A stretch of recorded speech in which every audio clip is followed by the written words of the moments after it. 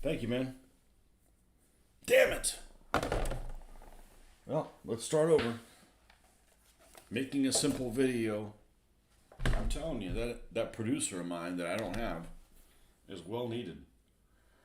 I would have done some of these painting videos already if it was with it. I actually was planning on filming one, or started to film one. I had a whole section. I had it in, I had the video set in place. I go and do it, and it's all out of register, and it pissed me off so much that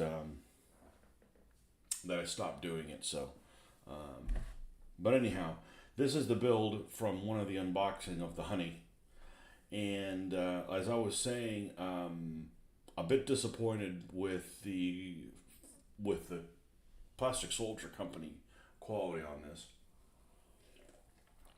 It had a lot of flash, which I've never seen in Plastic Soldier Company stuff. The pieces didn't go together. I had to trim them. There's really no excuse for the way that the sides don't fit in there. I had to take quite a bit of it off the inside to be able for it to fit flush on here.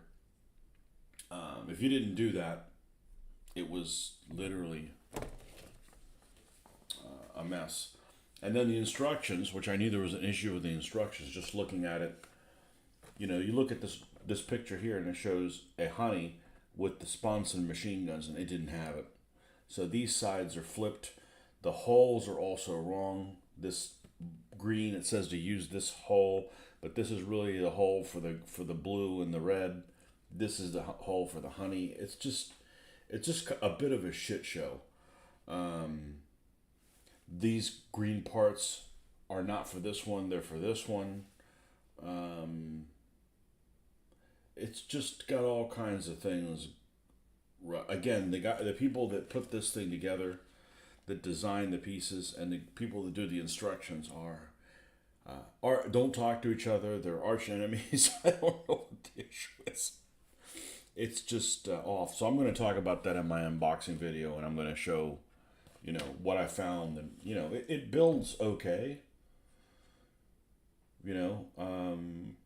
Probably the biggest issue would be on the build end is you have to take a significant amount. You have to take all of this extra plastic that's on the inside to be able to get these sides to fit flush on the front.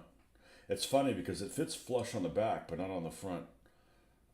You have this big gap, huge gap here, but if you build this based on the instructions, you're gonna build it wrong. You're gonna be like, even if you do the end result to look like this, it's wrong. So it's got all kinds of. It's just strange. It's just very, very strange that they decided to do it that way. But anyhow, we won't have any problem building the other two because we know that. And I'm still a fan of Plastic Soldier Company. I'm just like, you guys could do better, man. You guys have done better before.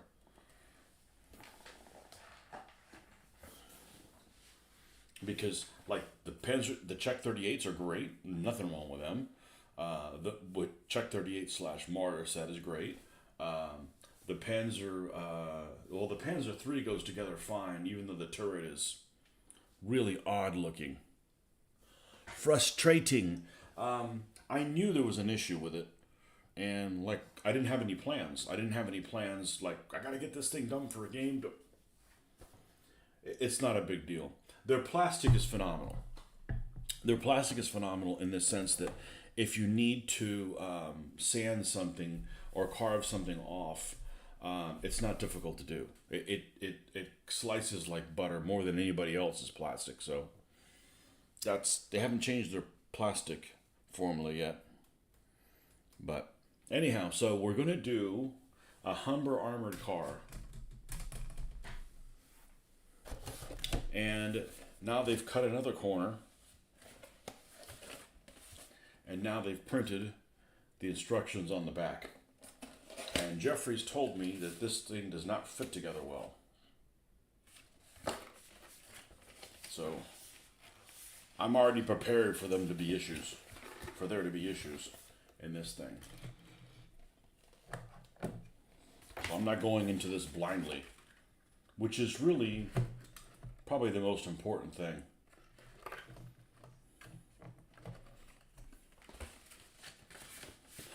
assumed the position. Now, supposedly, you can make a Mark II and a Mark IV out of this just by changing the turret.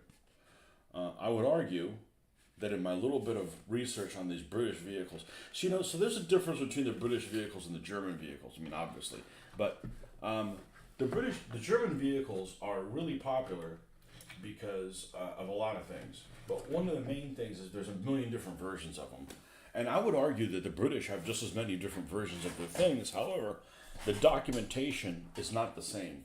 The Germans are like really anal about documenting all their things, and all their information is readily available everywhere.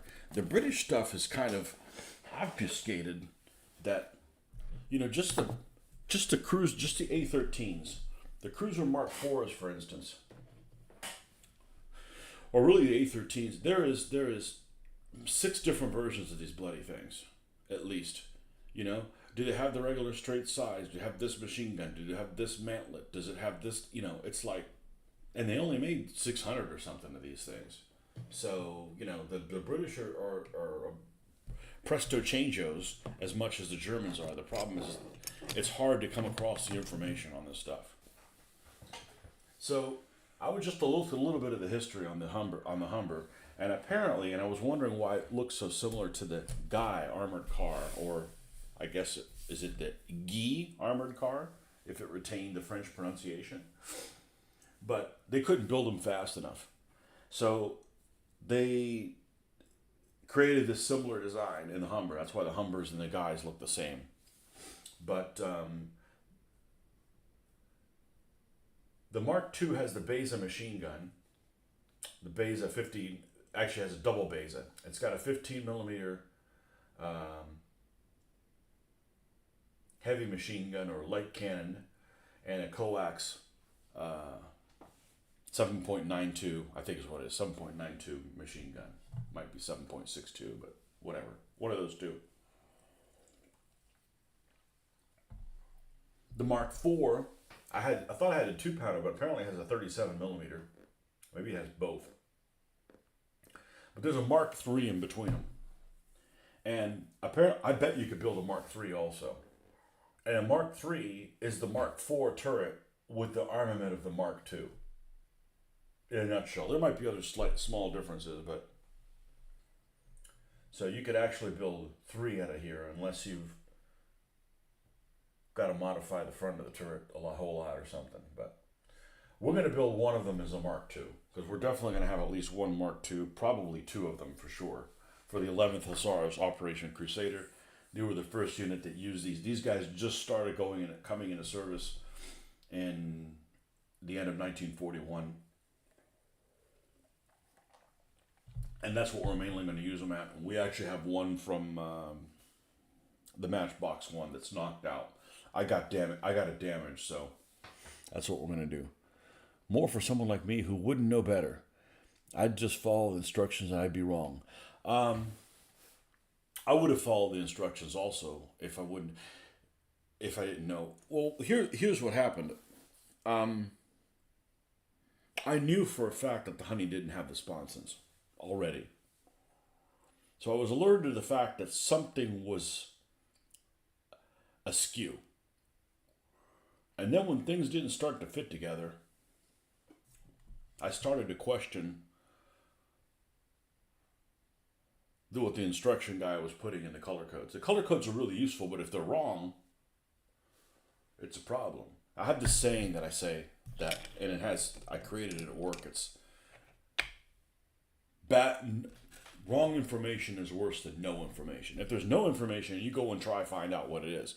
If there's bad information, you just assume that the person's telling you the right information, and it's not. So, anyhow, enough jibber jabber. Hey, you expect them to tell you how to build their model. I mean, it's your model, folks. Like, tell me how to build it. Well, it might be like this. Well, I don't know. You're the expert. It's like when you go to a store, it's like, hey, where can I find this? Oh, I don't know. I just work here. Well, hold on a second. Let me ask that guy who doesn't work here where it's at. All right. Whole side and top assembly.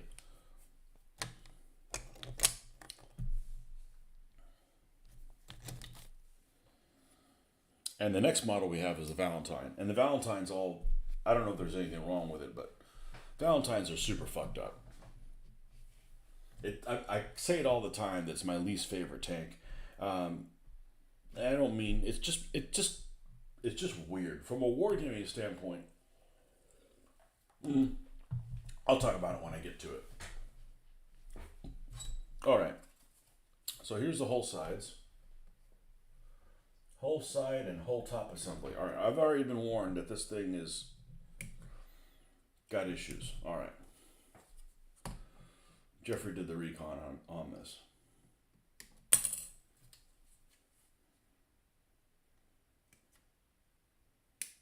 And like I said, this isn't a company that's a piece of shit that makes crap. Okay? These guys do a lot of things. I'd even argue these guys do a lot of things the best.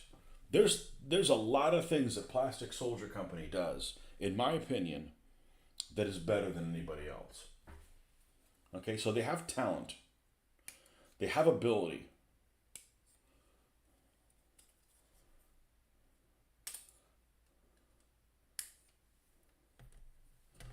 You know, it's like if you have a child and you have a dog, you expect the dog to take a shit in the middle of the room, not the kid.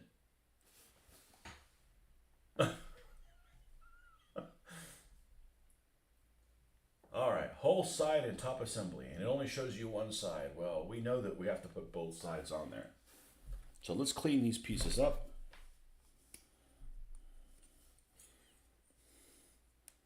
How are you doing today, Mr. Heine? You guys are... It's almost that time.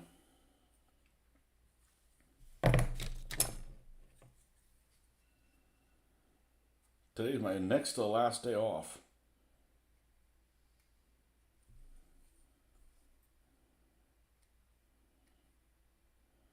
Been off since midday of the 24th.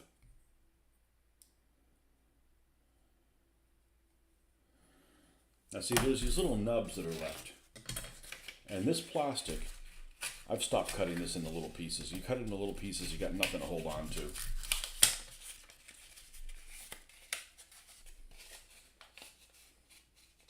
A couple hours to go. More disappointing when they let you down. Yeah, well, I'm not... I was going to buy 4 packs of the honeys. I honestly probably still will. But...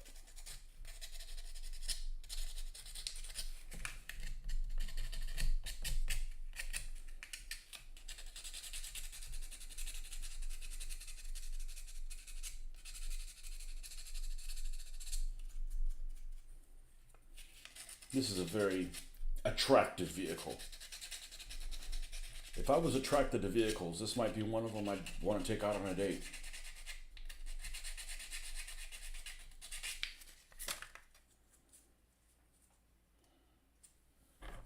I'll take things that make me sound like a pansexual for 1,000, please.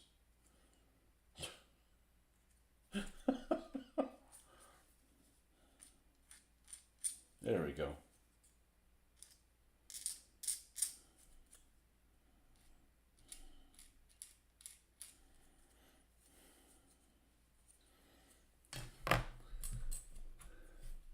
Things that turn on an Autobot for 1,000.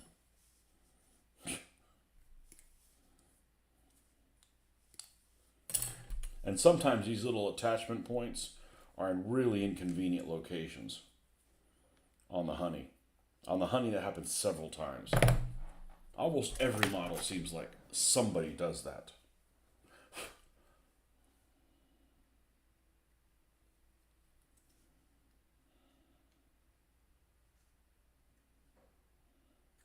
Well, we finally finished watching Rogue Heroes last night.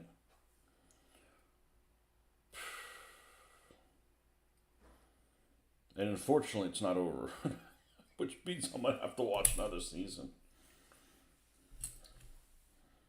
I feel like every episode got worse and worse and worse. Episode 2 was good, and then after that it went...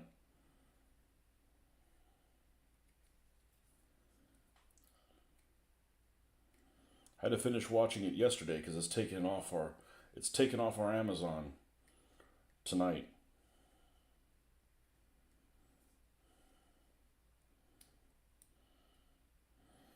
Let's just say it didn't motivate me to paint any SAS guys.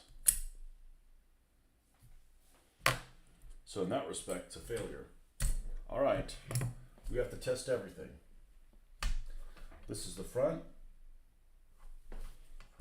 Let's make sure everything fits as planned. That looks good.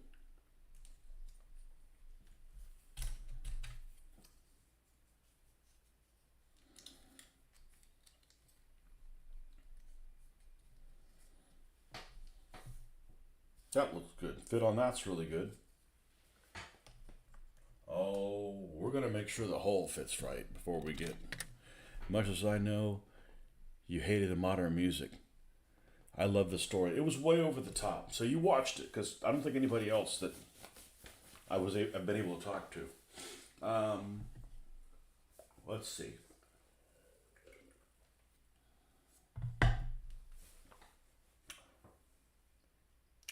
Who was the first guy to die? Lewis. I told when he died, I told my daughter. I said, "See, that's what you get for killing the dog." Because everything that's ever since that actor, and I don't like that actor at all, Alfie, whatever his name is.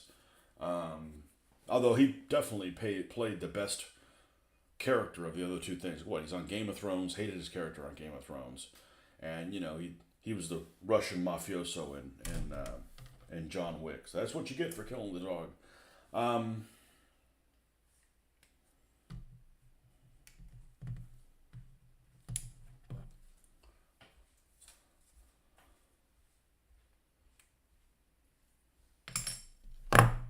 I can't help but think. Yeah, there was definitely some things in there that were out of context and done for a modern audience. Like, why is Dominic West in drag at the beginning of it? Like, first of all, let's say there's some spy masters that did pretend to be a lady at some point or another. Dominic West does not have a ladylike build. Anyhow, I didn't care for the spy girl. I didn't find her attractive in the least bit. Sorry, that's part of it. The only character I liked in it was I was distracted by Auclanek not looking anything like Auclanek at all. Why can't you guys? Why can't they find an actor that looks like Winston Churchill? Nobody ever looks like Winston Churchill. Whether it was that guy. Actually, I need to go back and watch The Eagle Has Landed. I think that one didn't look too bad, but I don't remember. The only character that I liked, the character that I liked the most was Sterling. Without a beard. He was, that beard was way too fake and black. I mean, even in the desert, the beard would have been less black. I didn't like the modern music. It had no place in it. I didn't like when they did the interjections with the stamps of when they were knocking out planes and it kept showing it on there. It was just childish. It was like, we need to keep these 8-year-olds entertained, so let's do this. But it did make me go and find out where the hell that fort was that they were holed up at. Yeah, it's in the middle of frickin' nowhere. And why did the Germans ever not do a raid down there?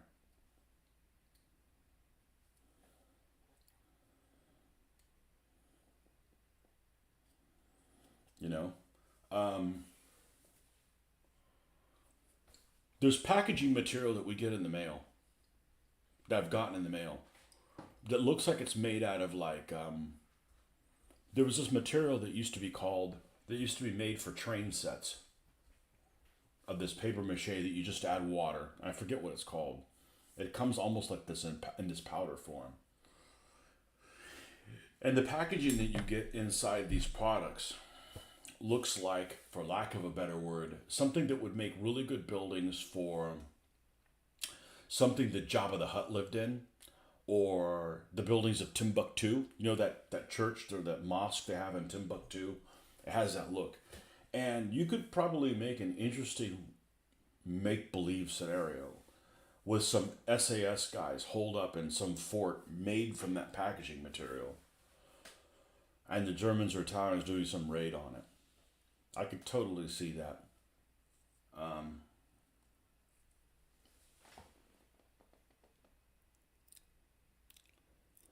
I'm tipping you didn't like Ministry of Ungentlemanly Warfare either.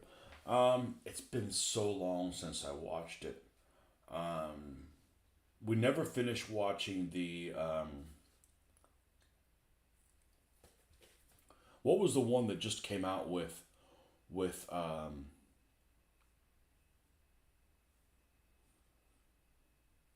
the guy that plays Superman, the British guy that plays Superman in World War II?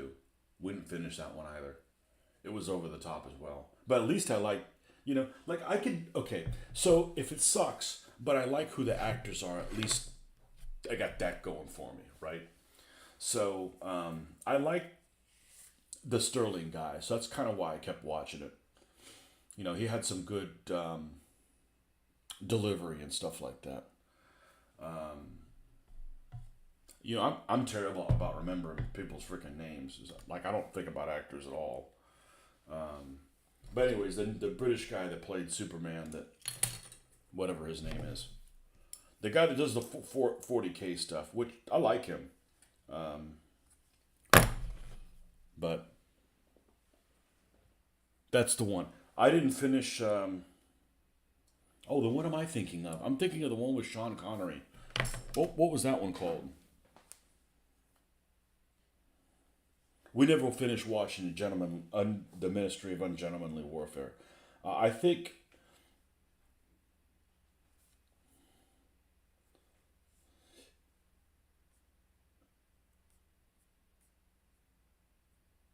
what was that one called? It had a similar name, didn't it?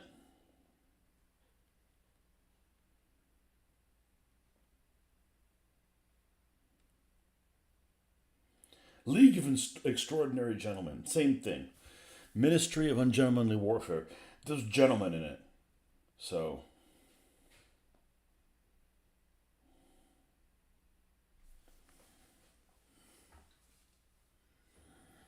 yeah. I didn't finish watching it, but we ran out of time or something like that. Yeah, I didn't like it either. Sorry, those things aren't made for me. There's lots of World War II ish stuff I don't care for now that I think about it. I didn't like Dunkirk.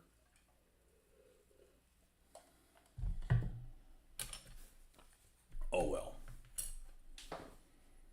What else? What else was I watching? And of course, I've got color commentary with when I'm watching this stuff with my daughter. I'm like, why is there a German half track that's pretending to be a Model D half track with Second Panzer Division markings on it? Or like, that's not a German truck. There was when they couldn't get across the road, and there was that German truck convoy. It was like, those aren't the lights of German trucks. Those are the same trucks from the other ones that they just decided you could fool me with. You know. I'm a fan of the guy who played the Irish fellow, so I kept watching it a lot for him. Oh, well, that's good. We're turned on by different guys, and there's nothing wrong with that. The Irish fellow, you mean Paddy? I couldn't stand his character. It was just like, there's no way that you would let a loose cannon he was just too loose of a cannon.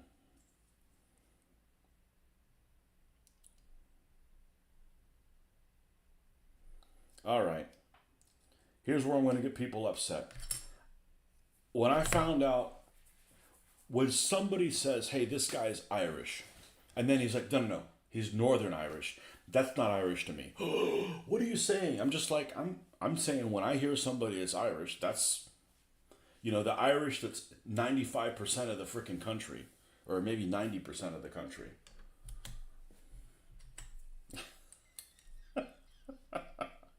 And don't get me wrong, I think that the Church of England and the Catholic Church are like damn near the same thing to me. I don't see any difference. You know, they just don't have a pope. Zippity doo dah. It's the same thing. So like, why are you fighting? That's like saying like, you know, it's not to get religious, but which red's your favorite? And then going to war over it. Like it's the same fucking color, man.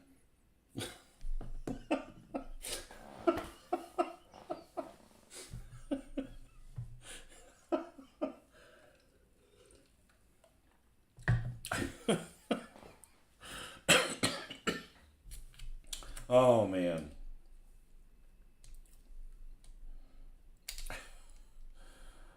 Okay. I think I'm actually going to put this together and then put this whole thing together on top of that. I know how this shit works. I know how these. You got to get all these. You got to make sure the planets are all aligned before you do all that. Yeah, it's this funky angle. You know, that Hetzer from Italy. What a oh, I see. I see a disturbance in the force. Oh, okay. We're good there. Oh, it's got some warpage maybe.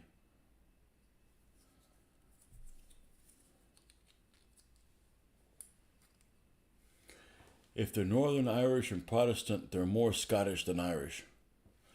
That's a good point, sir. That's a good point.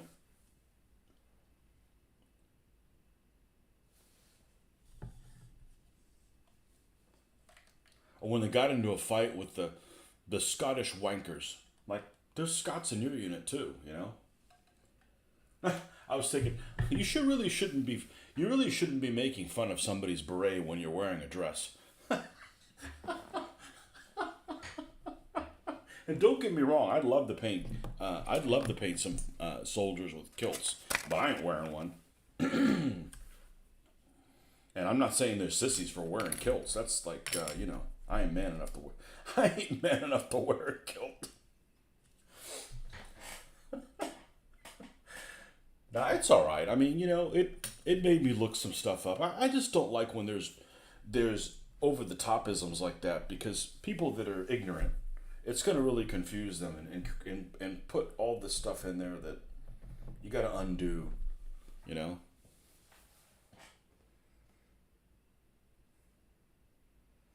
And we might as well grab the let's grab the rear. Let's grab the rear of this thing to make sure that it all jives together.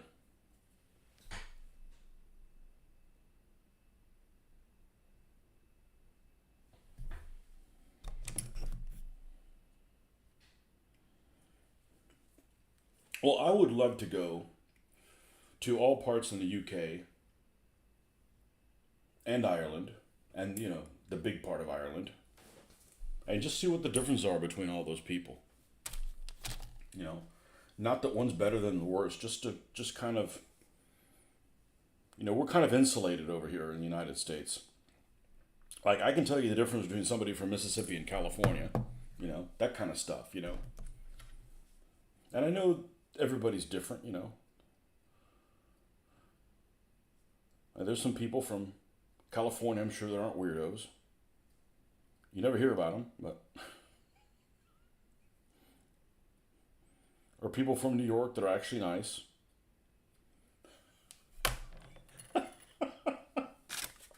It's the same thing. We have states that we make fun of and pick on, and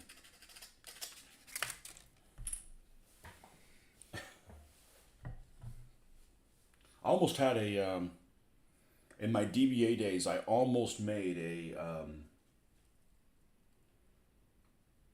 not Norse Irish. What's it called? Um,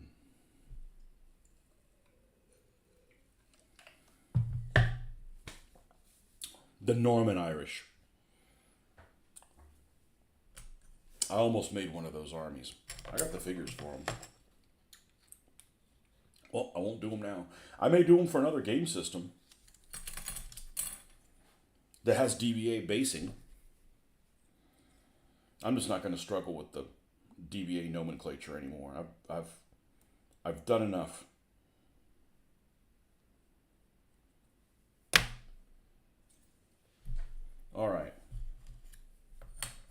this one, and this one.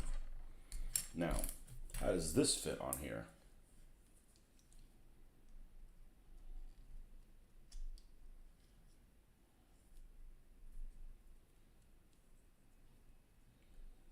This seems a bit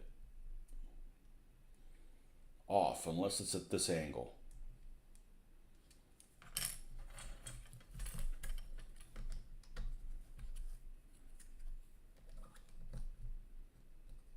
Oh, get ready to get educated. I'm learning too. Let's use my best friend here, Mr. Stickum. Hold on, let me overthink this. No, I'm actually enjoying this. It's just opening the pores of my brain.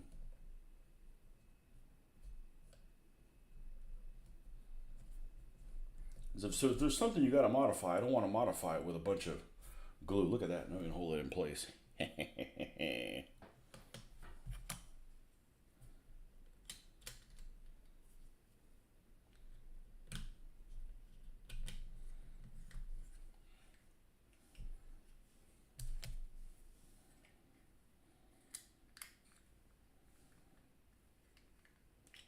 Okay, this is a perfect fit.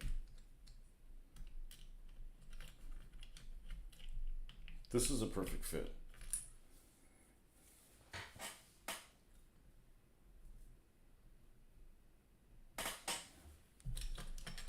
Let's put it together.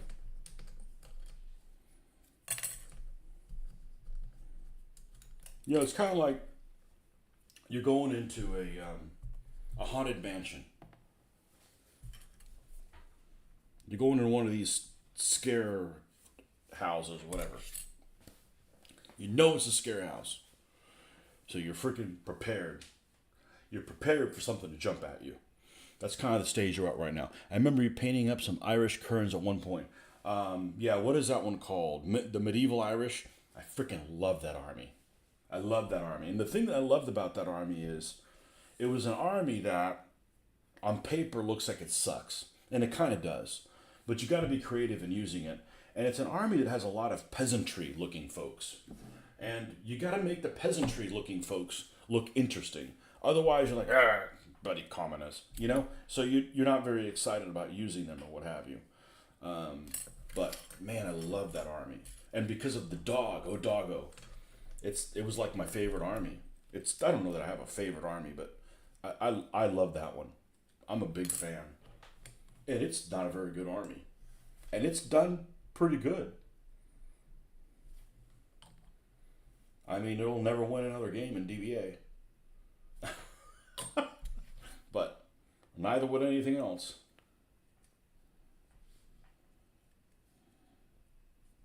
Yeah, what's the other one called? The Normans came in and invaded after 1066, obviously, and then just stayed up there and ended up turning into the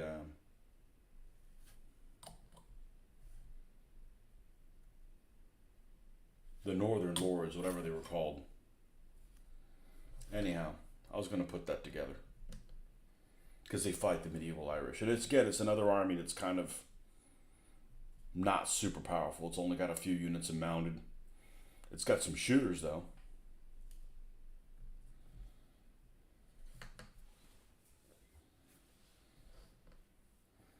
Yeah, I like my Irish cairns.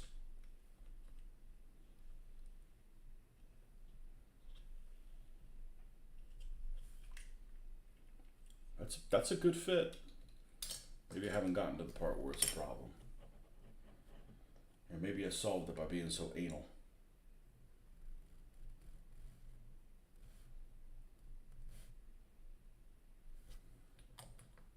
But yeah, that honey was a shame because it was almost like it was designed by somebody's kid brother that was no good.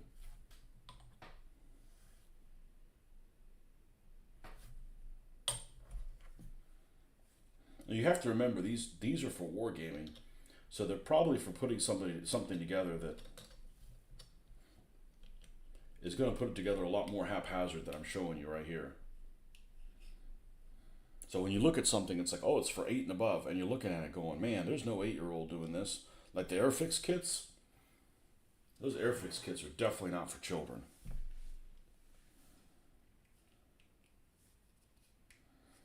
And they're not, they're not very durable. The pieces can break easy. Like Plastic Soldier Company stuff is pretty durable. Anglo-Irish, that's what it is. Yeah, Anglo-Irish. There's 4 versions of it, right? An ABCD. ABCD. Yeah. Yeah, I never got around to doing them. But there's all kinds of stuff I didn't get around. The last thing I bought at the last Historicon, I had bought medieval Spanish and grenadine.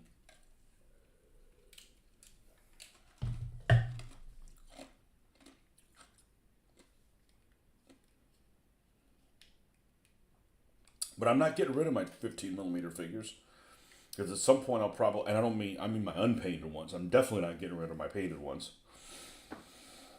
My unpainted ones, because at some point, it's not like I didn't enjoy painting that stuff.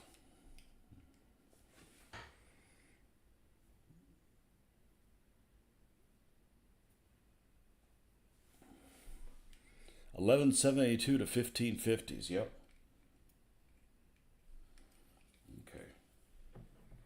This needs some drippage.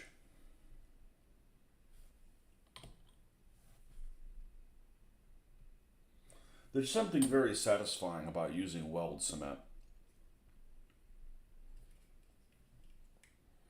Until you touch it and then you leave the fingerprints, which I've gotten pretty good at not doing.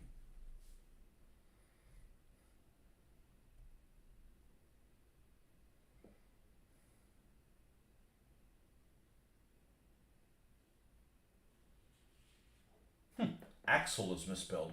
Do people in Britain spell the word axle differently?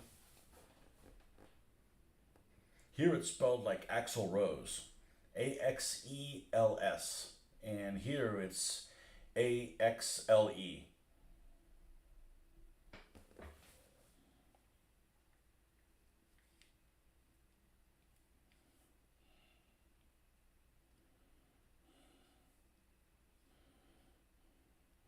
Yeah, this fits together well. However, if there's any kind of slight variations in the plastic, you're having to force these things into place. So let's make sure we get a good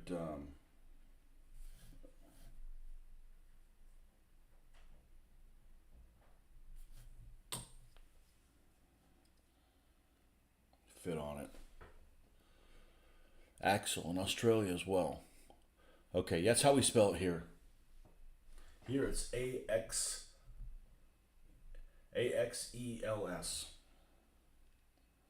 It might be like tire, that some people spell it. I think in Britain it's TYRE. Like the city that Alexander besieged.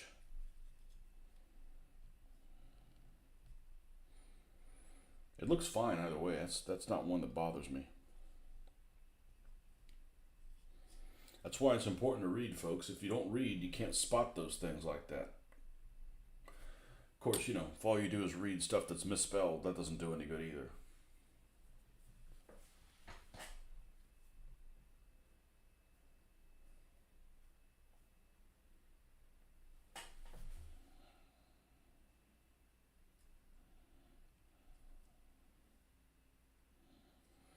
Okay. Cute little thing. The back has a little notch that fits over the tailpipe. And it fits on there like it's made to fit on there.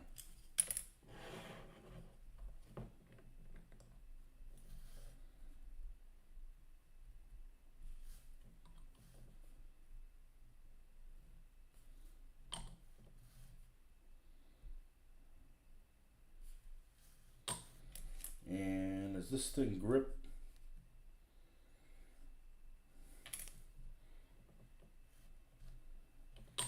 we'll put it on there and then we'll put the glue and see if it needs it. It didn't need it. actually doesn't touch across the bottom.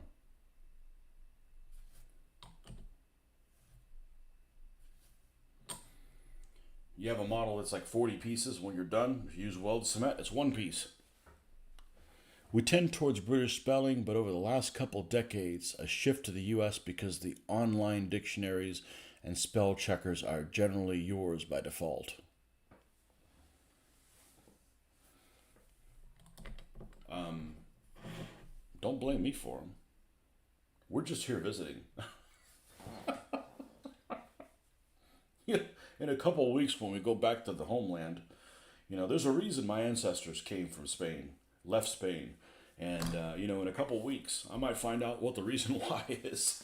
you know, I'm not a fan of that siesta bullshit. And phone autocorrect as well. Lots of people struggle with a phone autocorrect. I think I've managed to turn mine off, and that's good. I just need to do the phone fat finger. I need the fat finger defense for the phone.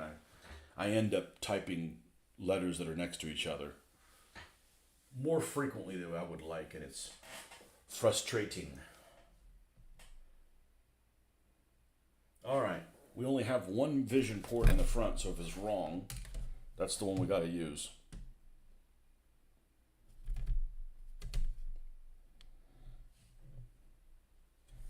Where is it? It is.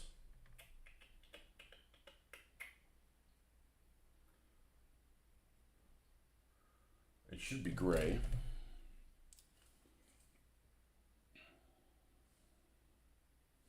I recognize a lot of this stuff because it's in that little destroyed Humber, that poor little destroyed Humber, which I didn't want to destroy it. It's just I got it with a turret that couldn't turn. An armored car with a turret that can't turn is no good to me.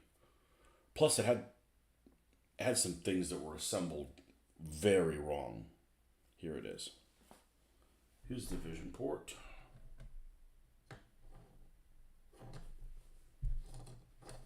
Taper down, kind of.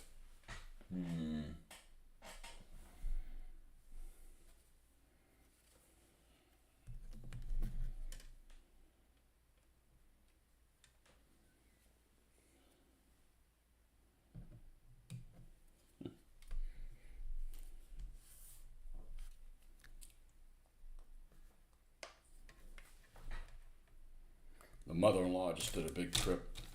She travels a lot to Europe. And this is why I didn't want to go to Europe with somebody who'd been there before. Because I know many people in my immediate circle that have been to places that we're going to go to several times. And there's nothing more frustrating than somebody who has never been able to go to Europe their entire life and wanted to hear somebody, don't bother going there, that place isn't worth a damn. I'm like, well, you can say that because you've been there before. So I didn't want to travel with somebody who's like, no, don't go to that. That's no good. I got to figure things out on my own. And there's some people that are interested in stuff that I'm not particularly interested in, vice versa.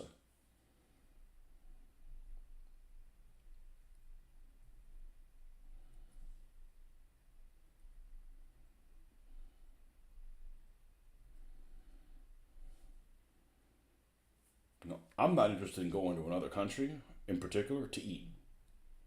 I'm not saying I don't want to eat the food there. I'm just like, that's not a big draw.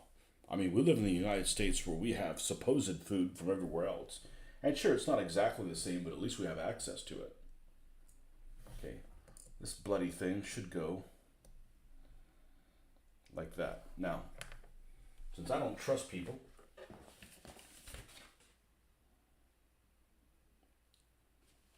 get the whole gap in the bottom. Hey, dude's on a date. What's the wife's heritage? Where are her people from? Exactly like mine. Exactly like mine.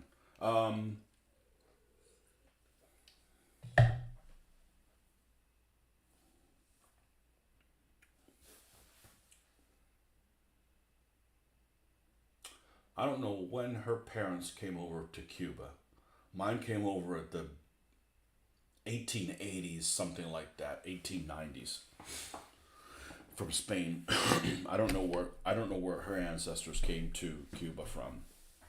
I suspect about the same time, but I know she has family in the Canary Islands, and I don't have my family's freaking McTiny, and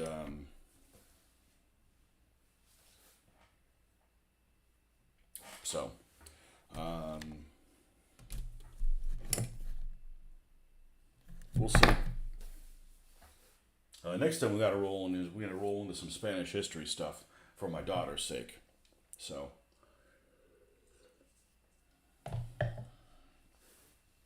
some more detailed Spanish history, I should say. All right, so we can glue this little bugger.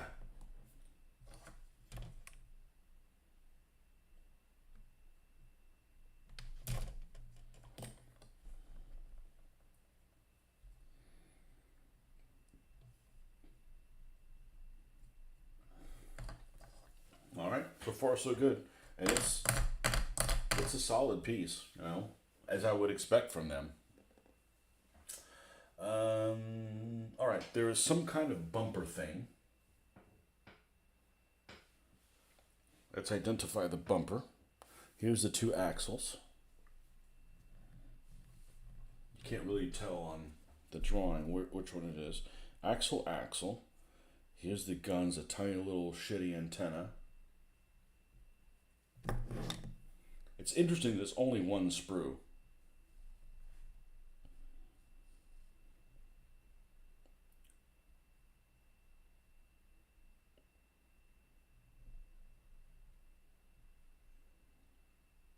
Wow. Okay. Let's play my favorite game, the no game. Oh, it's got some separate flimsies. Oh, a buddy flimsy. It's not this. It's none of those pieces. It's not that. It's not that. This is the turret. That's also turret stuff. Top of the turret. Top of the turret to you.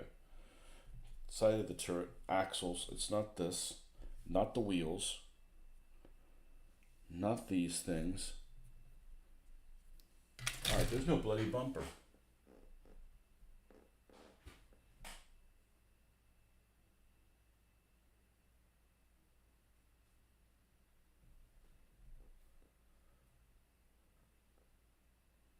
Holy shit. It's a piece that's common to both, so it should be a gray piece. And I don't freaking see it there. It's got no little bumper there.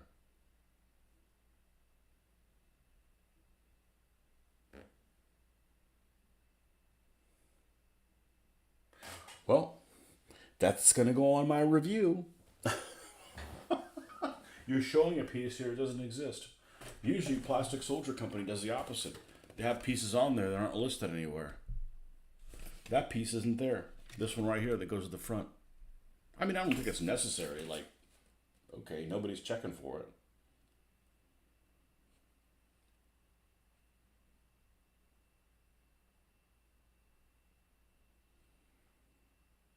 Wow. These people got a problem.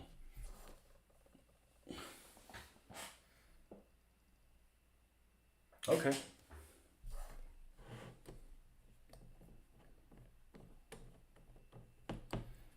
The people that do the instructions and the people that do the kits, they're at odds with each other. There must be like a, landowning gentry slash commoner mix type thing.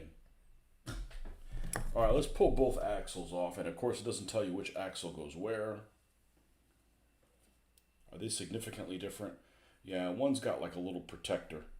So this is probably the part that faces the forward.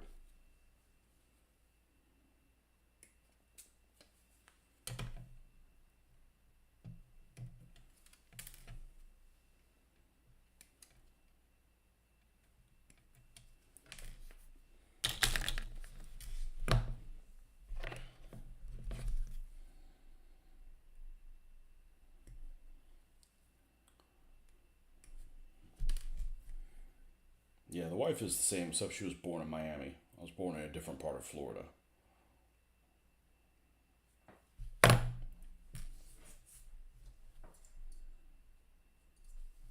Now, I suspect that this goes towards the front. And I could be wrong.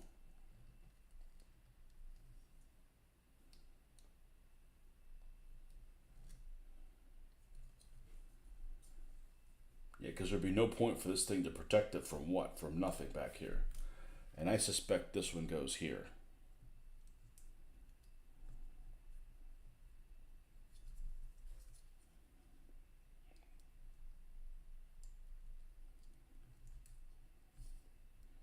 Even though there's a gap between it and the transmission.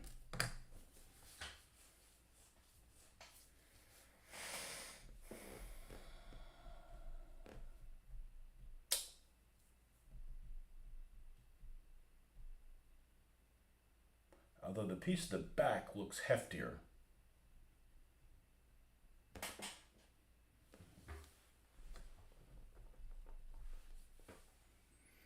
Yeah, you're looking at the sprue online and can't see a bumper. Yeah. Again, it isn't a problem for me, and I was alerted to the fact that something queer was afoot. But you can see there's a little gap there. It doesn't bother me. It's just like they ran out of time. It was like, you know what it is? The same people that build these things together are the same ones that did the final season of Game of Thrones. Oh, we're gonna wrap this thing up in 30 minutes. All right, just throw everything together and get it out the door.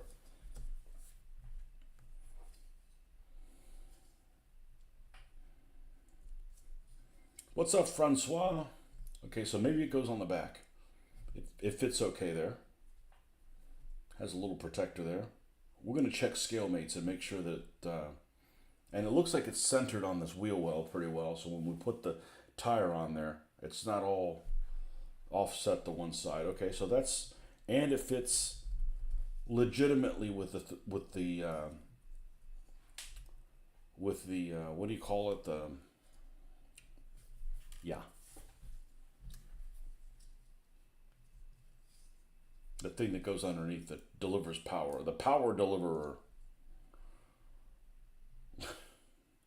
Now this one, if we put it this way, it fits correctly. So everything points towards this being the way to do it.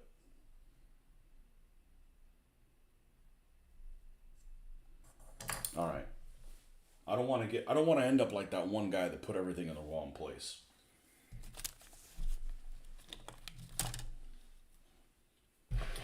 Especially when we have access to this kind of information.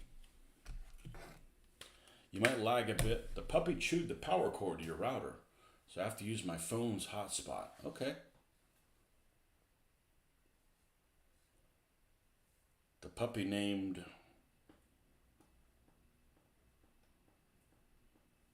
I need to write notes because I get some of you guys confused. I knew you have a puppy. There's another person I thought that had the puppy. Are you the one that has the puppy that's the Akita looking puppy? It's another Japanese dog I can't think of.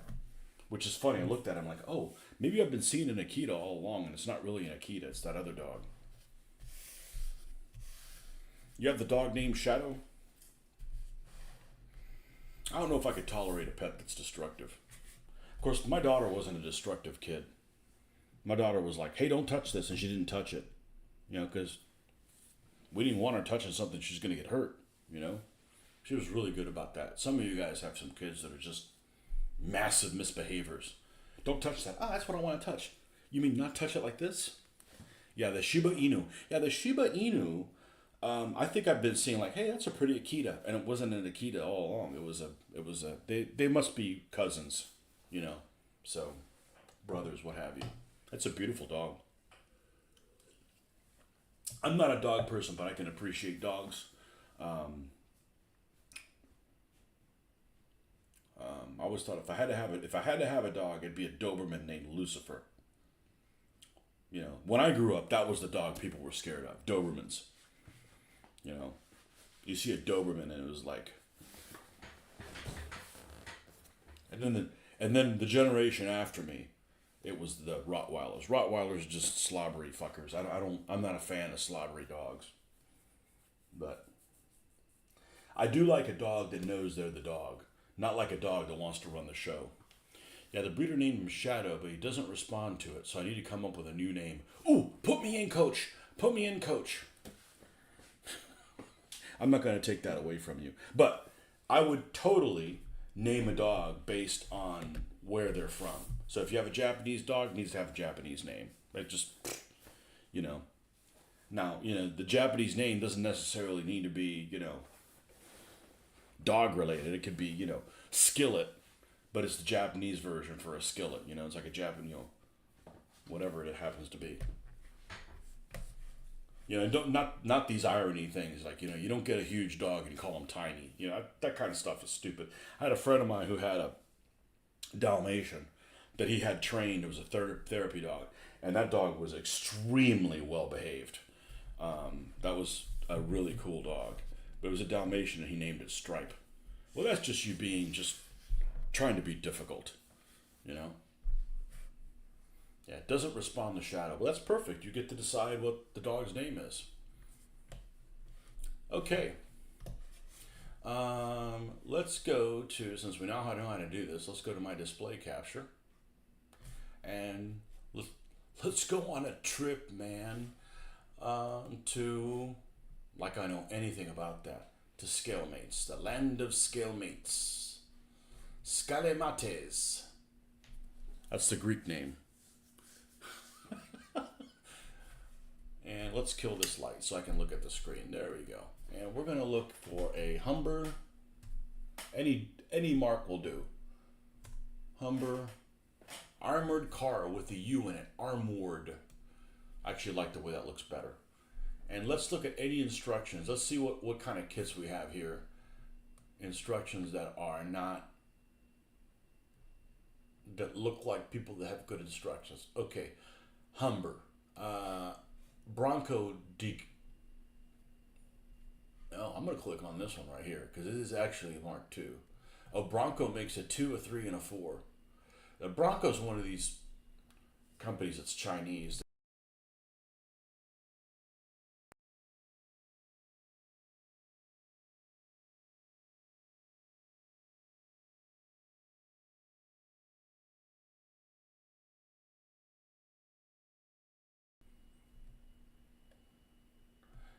British Humber armored car. Tell me there's some instructions.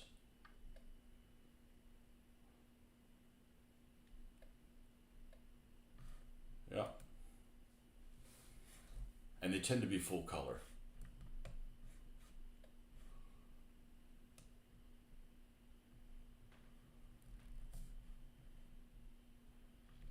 I can't resist. I got to go down to the paint schemes. Yeah, that's beautiful, but it's outside the period of what I'm looking at.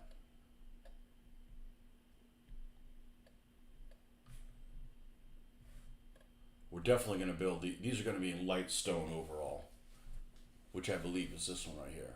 Well, they call it light sand number 16, but let's see, is that even listed on the? Oh, I got the paint color out there. Yeah, this is light stone.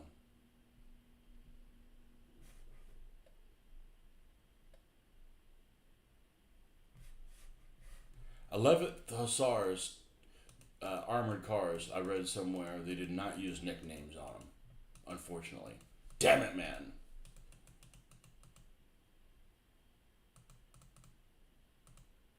Let me take a look at one thing now that I'm thinking about it. Look, no markings.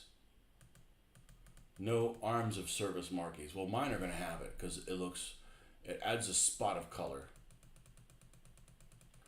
All right, let's look at the underside of this. Upskirt on the Humber.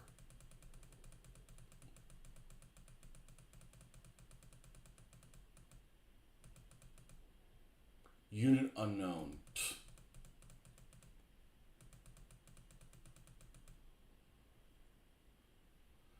cool looking turret.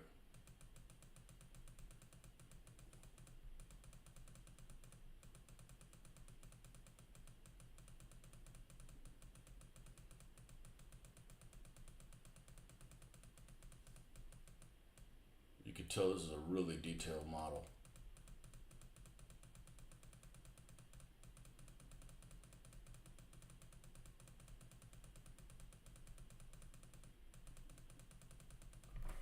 And this is scrolling slow as shit.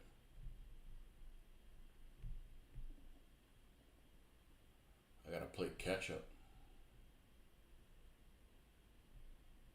Okay, we're getting to the top part here. Show me a bumper. Okay, here we go. All right, here, I don't know if you guys can see my mouse cursor. Here, you can see that this is the area here that has this protective little cover. Keep from rocks from hitting something, and then you got a problem on your hands. So that's definitely towards the rear, where it looks like it fits better. Now, the front has that silly ass gap.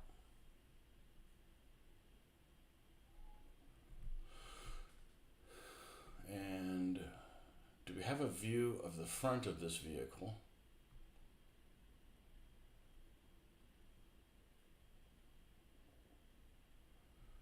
Does it show a bumper there? It would be right in here. That's where this gap is. This gap is, the gap is actually here at the edge of this plate. There's like basically a gap between this part and the edge of here. There's like a gap running across here. I'm not interested in filling it. I pick my anal retentiveness, and that's not one of them, especially if it's out of view.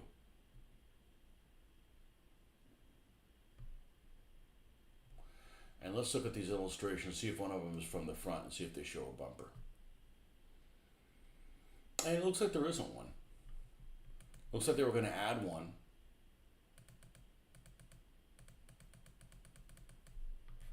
And then they didn't. Now let's play devil's advocate. And let's look at a model of the Armored Car Mark IV. And that one doesn't have a bumper either.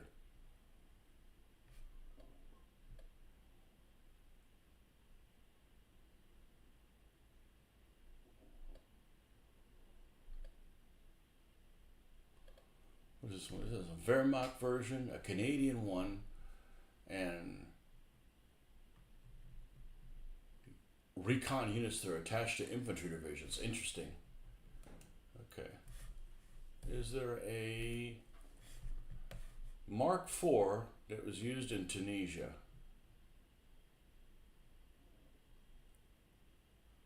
September 44, February 45. No, it looks like it's the same decal choices as the other boxings. How about this Humber Armored Car Mark III?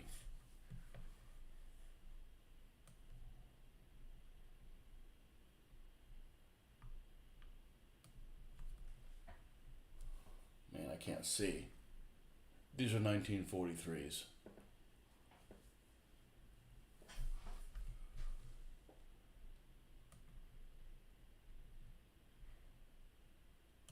Okay, so I think you can make a Mark III, even though it doesn't say it, by using the Mark IV turret with the Mark II armament.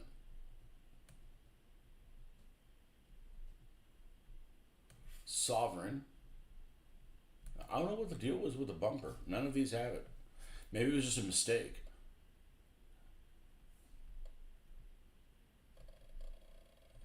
Okay. Well, that's good, I guess.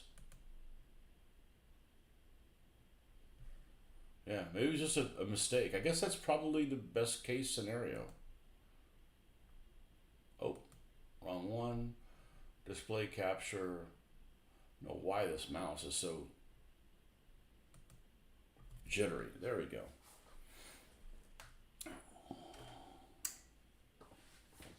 Be right back. We'll get something, a beverage.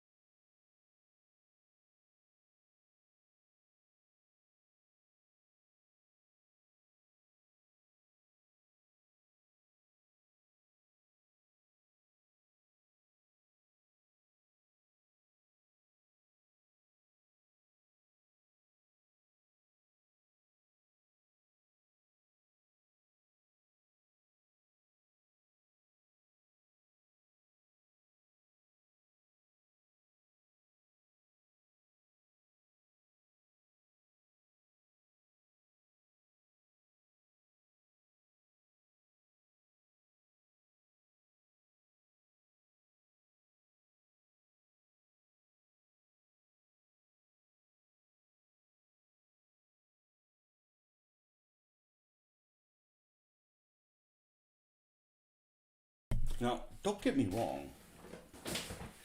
I'm actually enjoying this. I'm actually enjoying this. It's almost like I'm at a murder scene. Without all the blood and guts. Trying to figure out where all these pieces go.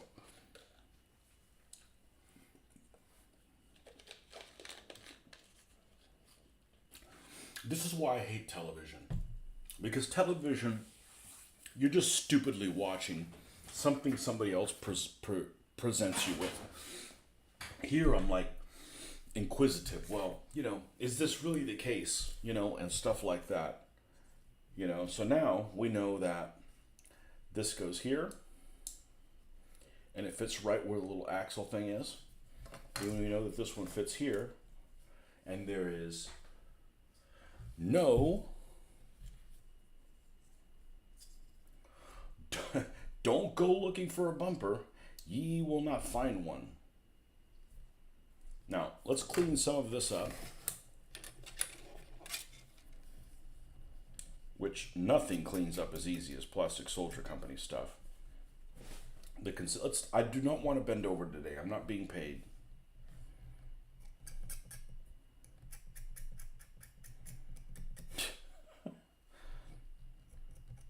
There's a lot of things they do right. And one of the things that they do right is coming up. The next step is something that they do better than anyone else. Than just about everyone else.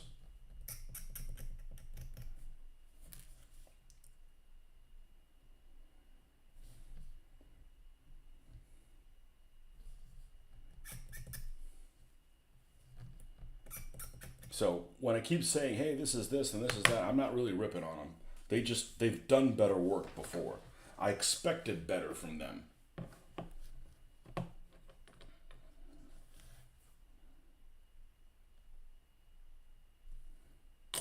Okay. This is the back.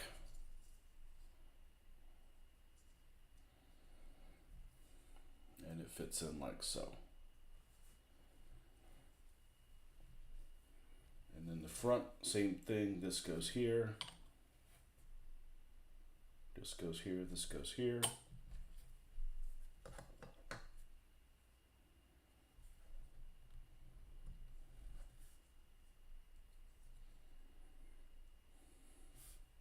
Now, I can't do that yet. I can't do that yet because I'm going to add the other things on there. But what I wanted to get to, the thing that they do better than anybody else, I know you're sitting on the edge of your seat. What is it? What is it? What is it? Is that they do a one-piece wheel. Other people do, hey, let's put two halves together. Like, that's a dick move, okay? Making you put two halves together of a wheel. That's like, I'm not interested in that. Now, these four are the actual wheels, and this is the spare. Now, the spare has no location point. Just throw it on up there. Well, that's probably not a good way to go about it.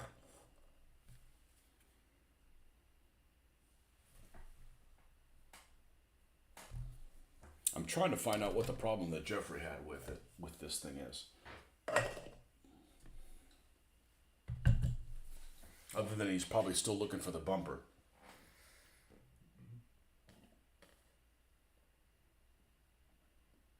Assemble wheels on axles and guards. So we're going to put the guards on before we put the wheels, because otherwise that's a nightmare.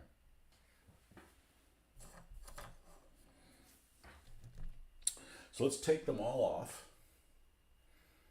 And then we can decide what goes where, because there's no instructions on them.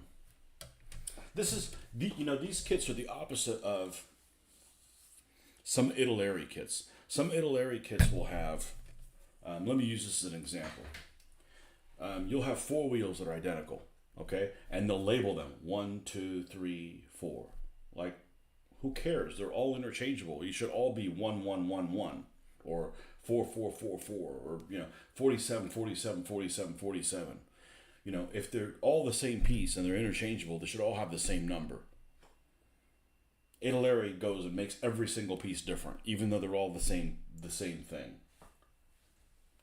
These people are the opposite, like, oh, well, we won't put any numbers on things. Well, okay. I mean, you're not going to catch me with my pants down, but I'm wearing a condom. You know? I'm expecting something to go wrong. And we're taking this slow and enjoying the process of it.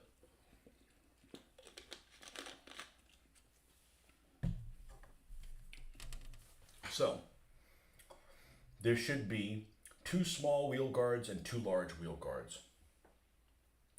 They should be common to all of the pieces, which means they should be gray. There should be a piece up here shown in gray. Whether that's really the case or not remains to be seen. So let's see what I can find. And now one thing I do like the fact that there's only one sprue. Because you're not like searching for it and it ends up being somewhere else. So this is all turret stuff. This is side of the turret stuff, I think. This looks like it could be the 2 wheel guards next to the tires. And then next to where 2 axles are. So this is probably the small wheel guards.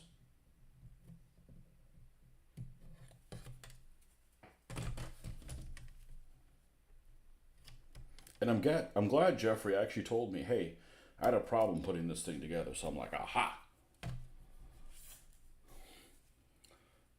There's something, we're alerted to that fact. This is probably the large wheel guards.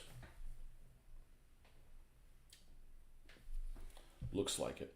So let's take those 2 off.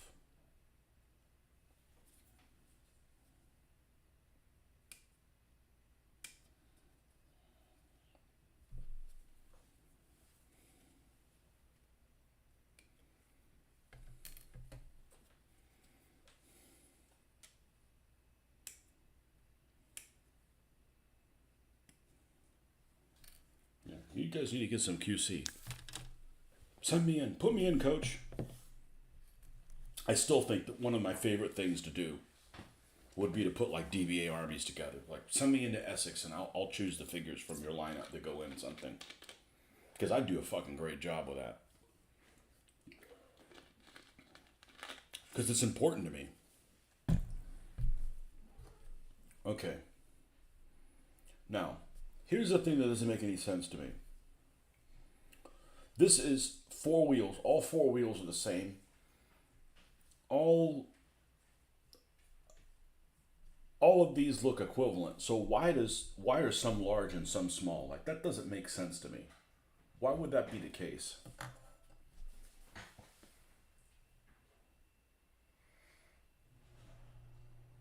And it really does not explain where they go. It just kind of puts this angle. It's almost as bad as the damn Russian instructions. You know, it's like one drawing with like a bunch of arrows going a bunch of different ways. So let's go ahead and trim this thing up because we have to do that regardless.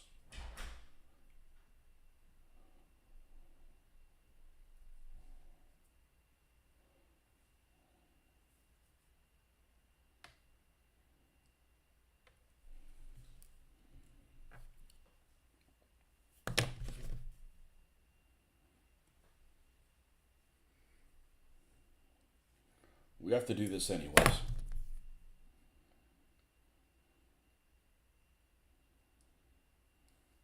And I don't mind doing this as long as the piece isn't so small that I can't grab it.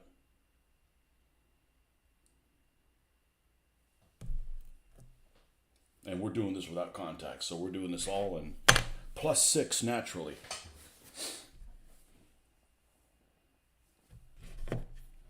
Which I didn't do most of my DBA painting on. I painted with my contacts in. As stupid as it sounds, I never used my superpower until I had to.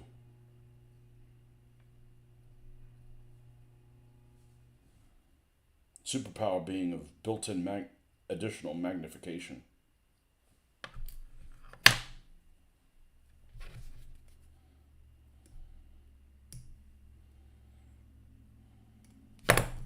I just kind of dismissed my vision as being, oh, I just have bad vision. No, I don't. Well, now I have bad vision because, you know, I'm older, but it was just focused improperly. I got a built-in loop. So you wear contacts to undo that.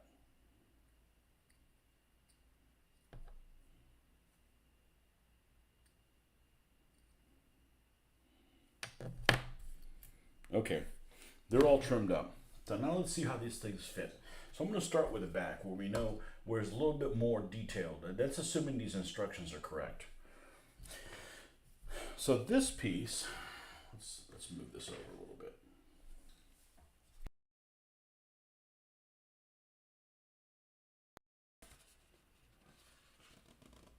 We're going to make sure this thing fits okay. Afternoon. Oh, stop rubbing it in. You've already wasted half your day, my friend.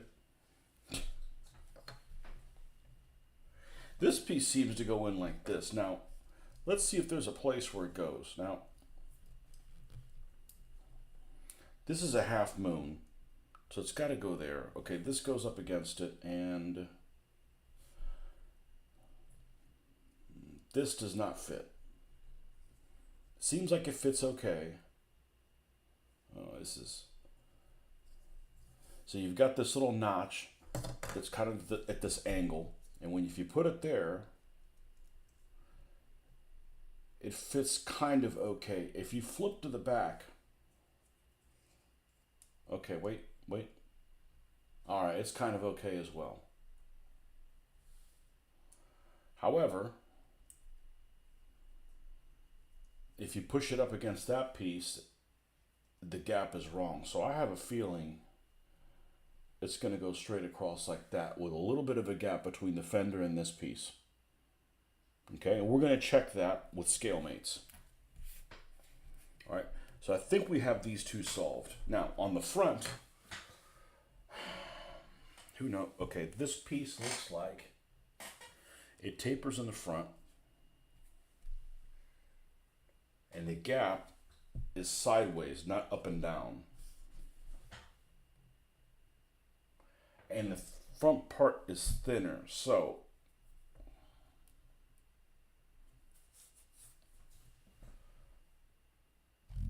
and it looks like the opening is towards the top. So if that's the case, this piece should fit.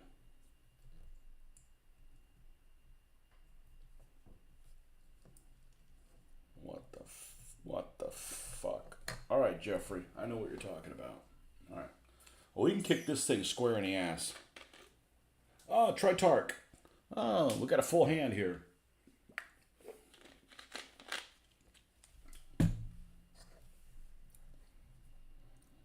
This piece doesn't make any sense. Well, to be honest with you, you could just forgo it and just throw the thing on there, but we're not going to do that because we're up for the physical challenge today.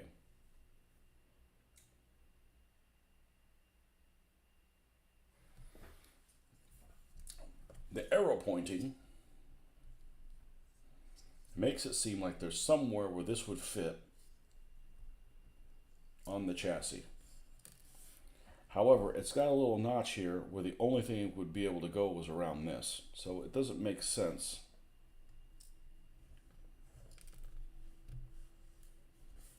Right.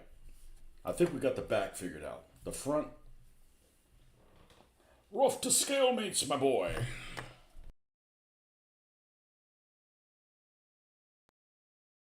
I love it. Well, I came to this with the right attitude. Like I knew it was going to be a problem. This is better than the honey though. The honey is I'm really surprised. I'm really surprised with that. Let's go back to the Mark II.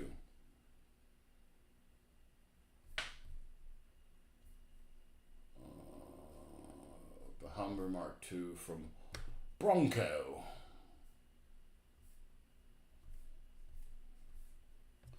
Let's open this up so I can see.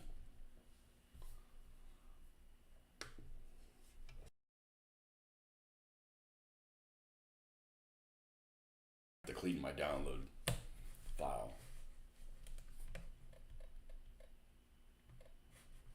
We're going to look at, let's show me some details of the wheel well.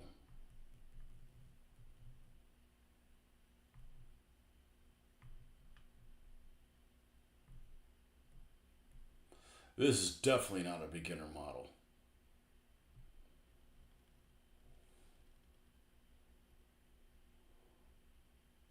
Okay, here is that piece here. And I'm saying there's a little bit of a gap between the top of this and where this other fender is for it to lay straight across. It's almost like a shield so you don't have a rock come into the spring and crack it.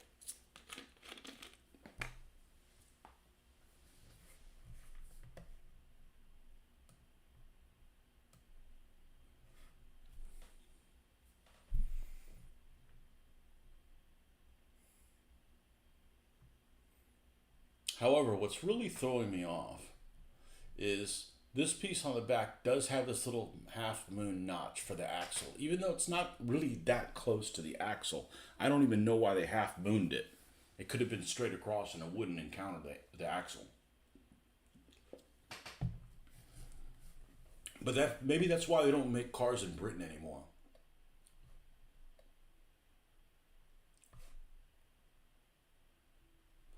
So I want to see what this looks like.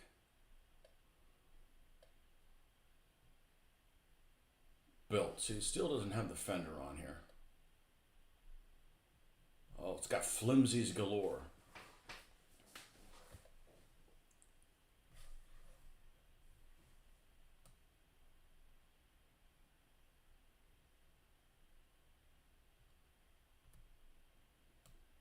Okay, this is the front.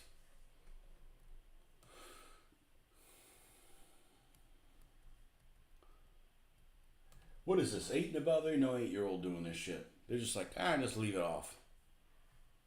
That's what I would have done.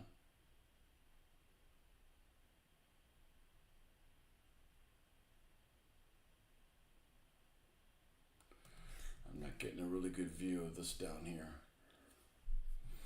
Let's see if it shows it in the finished product.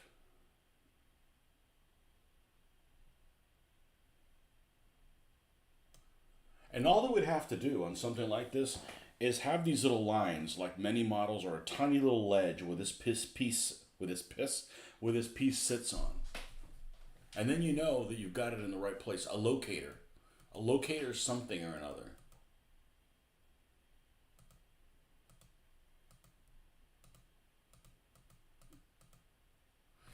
Okay, here's the piece in question. It does look like it's sitting at some kind of an angle.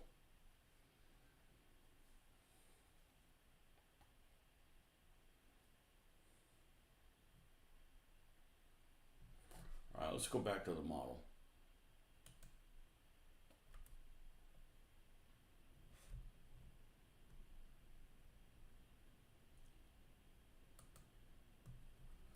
Did you see Perrin's vid on procuring the worst World War II Air Force? I'm not even sure who Perrin is.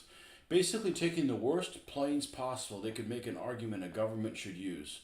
So no proper useless POS. Would be interesting to do a World War II AFV version. I like his videos. He mostly does Ukraine, Russia war stuff these days. That's why I don't watch his thing. That's why I didn't come up on my feet. Perrin's.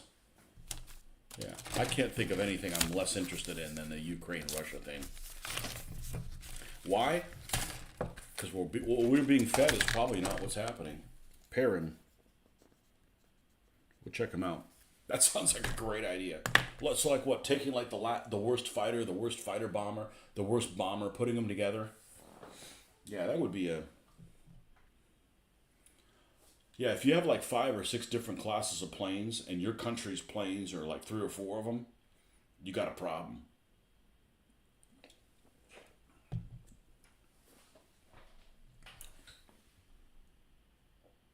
All right. I'm actually enjoying this. As twisted as that sounds. Well, we know where this is on the front.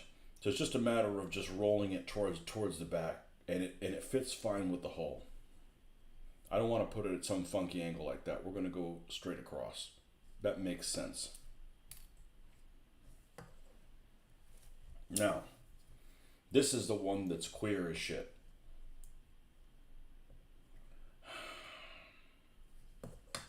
It has...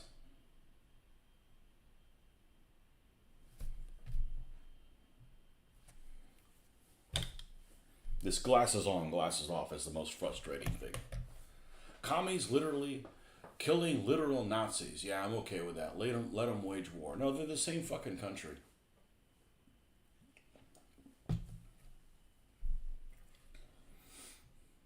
P-47 is the best World War II plane, in your opinion. Well, let's think about that. It can do fighter duties. It could carry a lot of ordnance. It was durable. It's got a good armament. It can do a lot of stuff. It can do a lot of stuff. If you have one plane, it's not a bad choice. I'd say probably the only deficiency that P-47 would have would be the range, but it doesn't have a terrible range. It's just that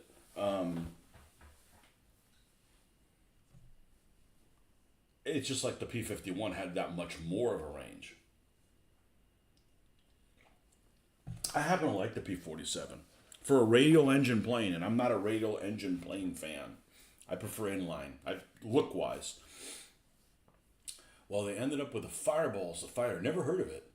ME-163 is the interceptor. Oh, that thing was ugly. Is that the Salamander? That thing's ugly as shit.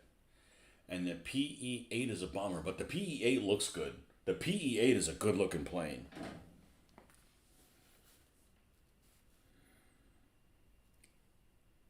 ME-163. Is that the Salamander? ME-163. No, that's the Comet. Which is the Salamander? 162 maybe? Heinkel 162. I was close. This thing's ugly.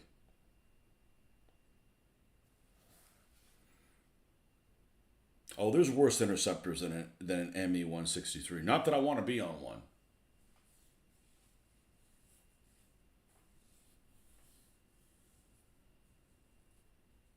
Fireball. What the hell's a Fireball plane? It sounds like something that doesn't.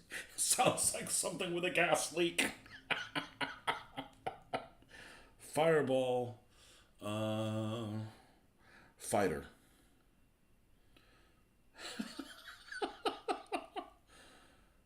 Ryan Fireball. American Mixed Power Fighter Air. What? Okay, what's mixed about it? That doesn't. I've never seen. Well, I already don't like it. It's freaking gloss dark blue. Like, fuck you. I'm not building a model of you. You're boring. Ryan FR1 Fireball.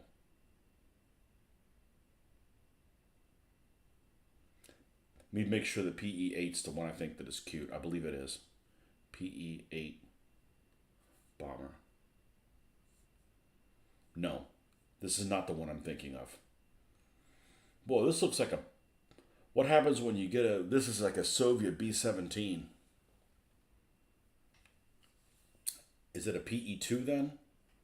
I want to see it's a PE-2. PE-2. PE-2 is a beautiful looking plane. You know, for Russians. I think that's a good looking plane. It's probably a piece of crap. I don't care. I'm not flying in a Russian plane of any kind. I don't want to fly in a plane with a swastika on it either. Your favorite airplane is the P-40. Man, twinsies, buddy. That's the first plane I bought. Model ever built. And it's because of the tiger mouth. Now, a P-40 looks weird without a tiger shark mouth on it. It looks like a Habsburg plane, like flying around like this. You know.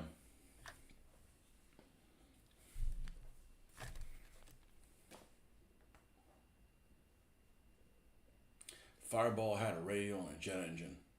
Really? That's a disaster.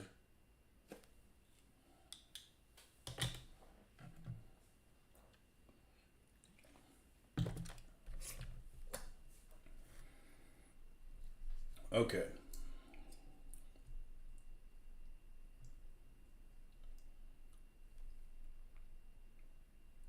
Yeah, we're going to go straight across with this piece. I don't know what we're going to do up front. That is just weird. Lovely. It's time to bend over.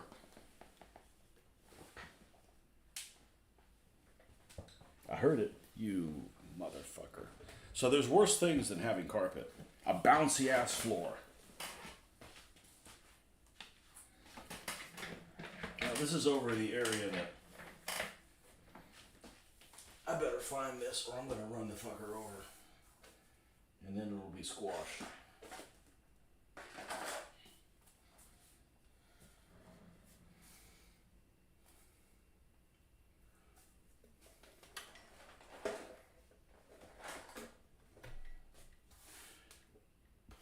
But if it's not in view,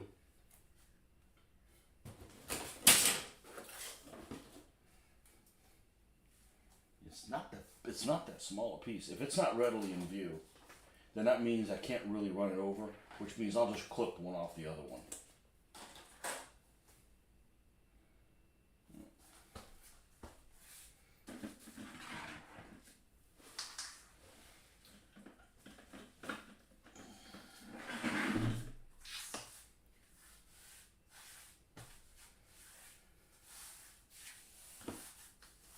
And the only reason there's anything on this floor is because of all these little plastic clippings.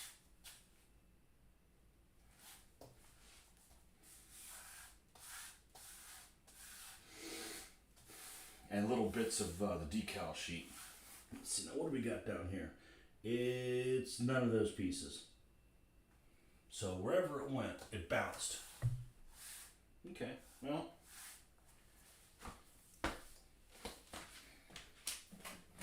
It didn't fall on the bloody chair, did it? Because that's the catch-all. Nope.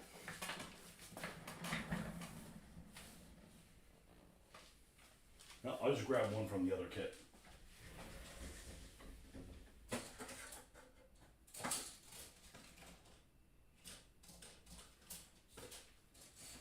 Valentine.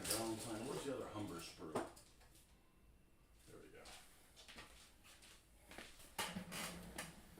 You just have to find it before we vacuum. Same thing with the horn. I found it the other day.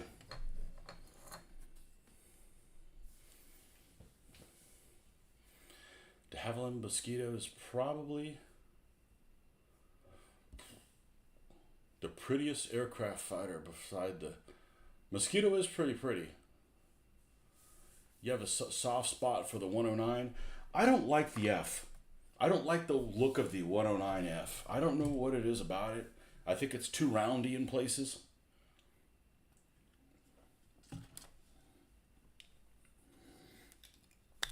Same thing. I think the Spitfire is gorgeous. I don't like the Spitfire 5. I like the Spitfire 5 the least of the Spitfires. Let's put it that way. This is a relatively big piece. Now I'll find it. Not a big deal. We just don't need to consume time doing that. All right, so that's this one. So the other one is its opposite sister.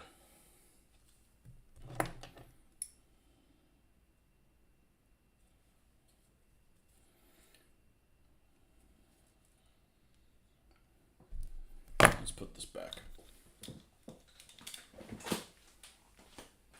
By the way, yesterday, if you were on my feed, I was looking for my Skytrex decals that I know they're here somewhere, and I'm like, well, I just reorganized my whole area out there in my whole closet. I didn't find them, so it did provide the service of me cleaning, organizing shit, which normally is relatively organized, but it's like, hey, we got cleaning people coming out. Put everything away in your room. Fuck. So, hurry and do that. And kind of throw shit wherever it goes. Wherever you find a place for it. And that's how you run into messes. But I've misplaced the Skytrex decal, so I think I'm going to order some. Because I didn't like having to use the Rodin. I had these Rodin decals that I used for the Panzer IV, which I worked offline a little bit on. And I ended up having to paint the centers, and I'm not really happy with how that looks. I mean, it'll end up being fine, but I don't want to do that on every damn German vehicle coming up. And besides, that way they'll show up. Okay. As we were. All right, so we know where this is going. We know it's going to go towards the front of the vehicle. And now it's just a matter of, does it go like this, or does it go like this? Now, according to this drawing, which doesn't mean anything, it looks like it's hollowish towards the top. So if that is the case, then it should go like this.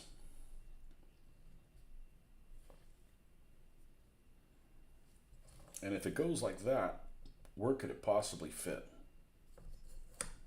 Well, what's throwing me off is there's a notch here for the axle, which makes it look like it should be near the axle, but I just don't see. I just.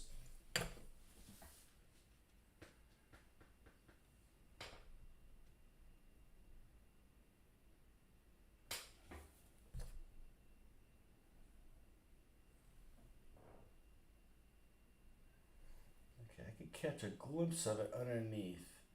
It looks like it goes under the wheel well. But why is that bloody notch there?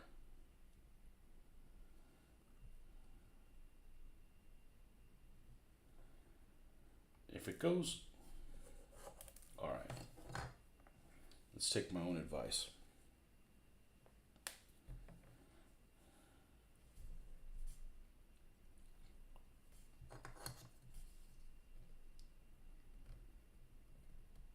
If it goes like this, why the fuck is the notch there? It just doesn't make any sense. I mean, at least the notch here is lined up with that axle. This has got to be lined up with something, or it just doesn't belong there.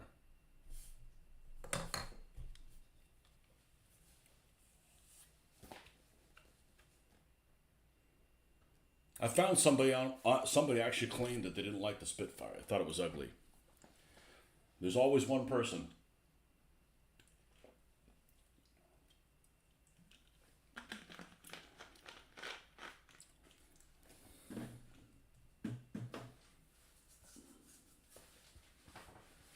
China's J20. I hear anything Chinese and just turns me off completely. I'm just not interested. I'm not interested in anything Chinese. Sorry about that. Basically, a beautiful aircraft till we get to the Cold War. Looks are left to be desired. I don't know. The Vulcan looks pretty cool. The Tornado. I always like the look of the Tornado.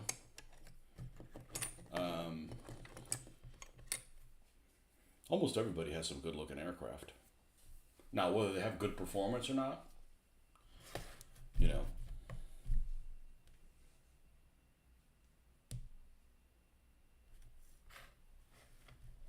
I didn't click on anything. F4 Phantom. It's a huge plane, man. I guess that would be probably the jet equivalent of a P-47, wouldn't it?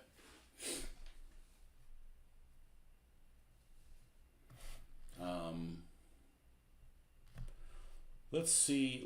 Man, we got to go back to freaking scalemates.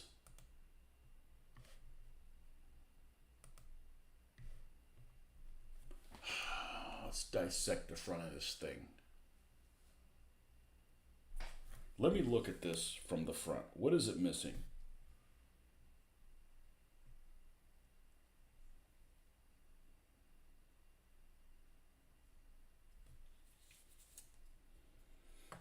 All right, let me go about this completely different. Let's go about this completely different. I'm not getting the answer here that I need. And it's this piece right here. And I don't want to put it together and like, fuck, I'm screwed, you know? I don't want to leave it off. All right, let's go about this a little bit different. We're going to close this down. Go back to scalemates. And this time we're going to put, no, we can still do Humber. Crap, I can't look at the screen because of the glare on this. Humber, armored car. Oh, hold on a second. Was that on the cover? No, that's not helping me at all either. Okay. Humber armored car. All right. And let's look at the Airfix model. Or the Matchbox one.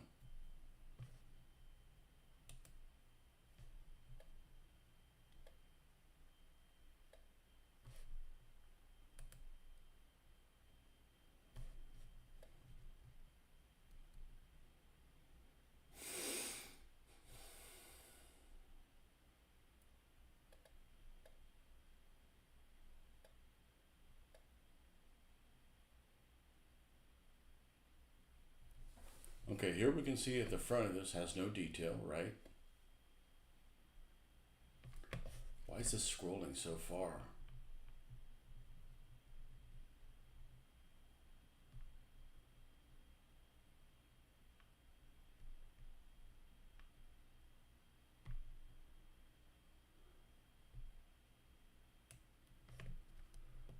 Let's see.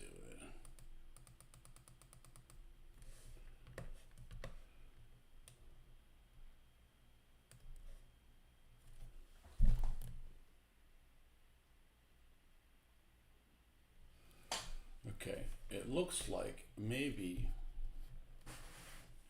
it's built in to the model here to match even with the front of the slope of this.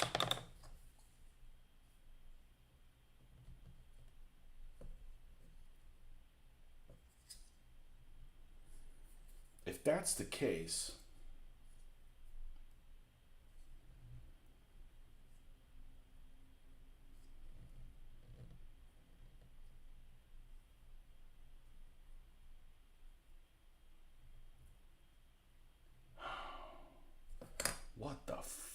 what the flaming crap?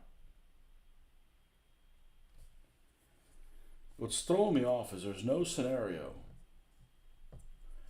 that makes that notch worthwhile for anything.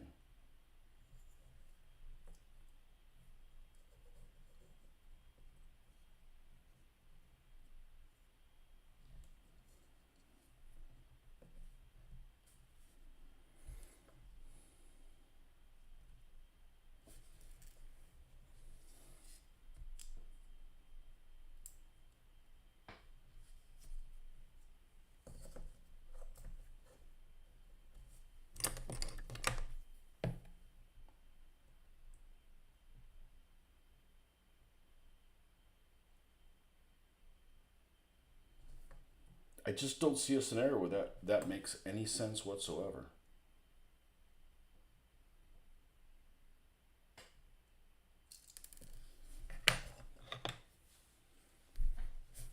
All right, I'm sure I will come up with the answer of what it is.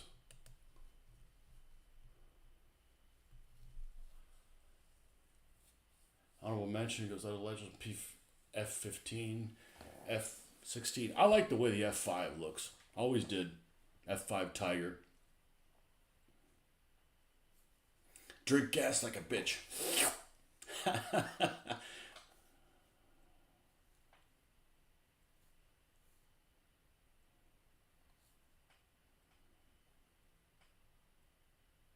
I don't know. I like some of the Russian stuff. I always like the look of an MiG 23. I know it's a piece of crap, but I always like the look of it. And you know, I don't like the hammer and sickle on anything, but I'm okay with the Red Star. Red Star looks good.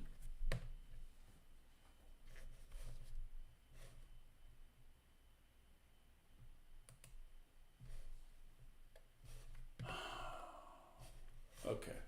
This isn't getting me where I need to go. This has been super interesting. You know, I'm going to put this in the video so whenever I solve it, hopefully somebody will look at it and go like, oh, thank you, sir. It looks like it could be this here.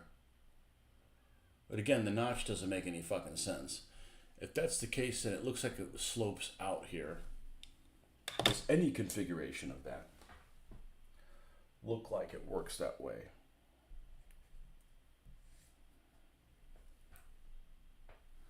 All right, well, there's two rivets on this thing. Does that give us a guide on anything? No. Okay, the notch is towards the back in this picture.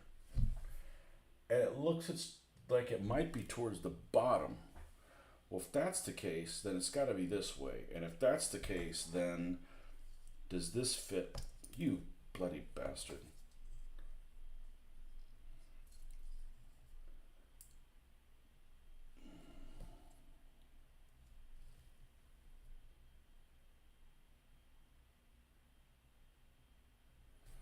I think I found how it goes.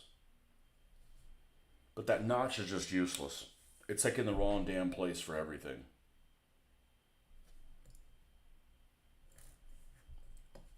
Okay.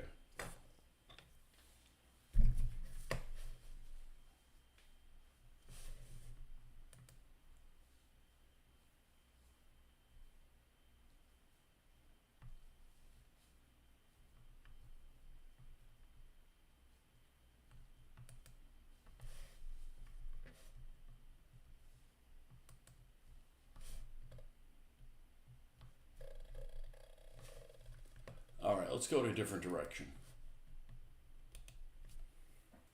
Humber. God, these LED lights I have in the bottom of this room, on the top in this room,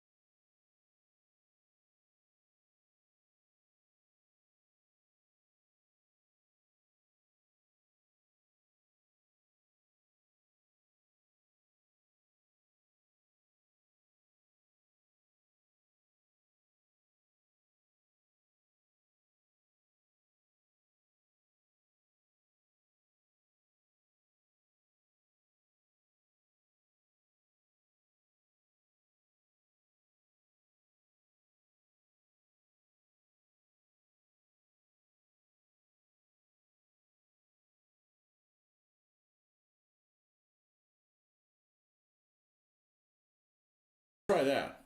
How are we? And that might have been because that thing slipped out.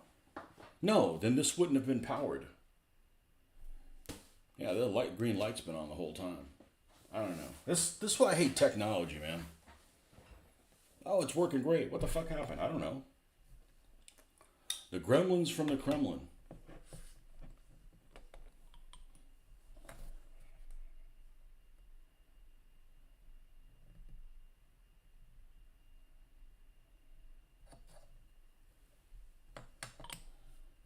I only muted it for a moment to see if to burp it.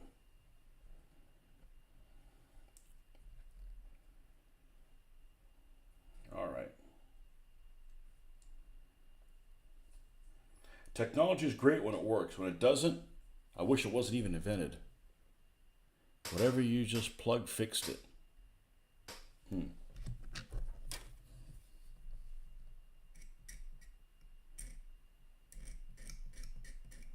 Yeah, if I unplug this,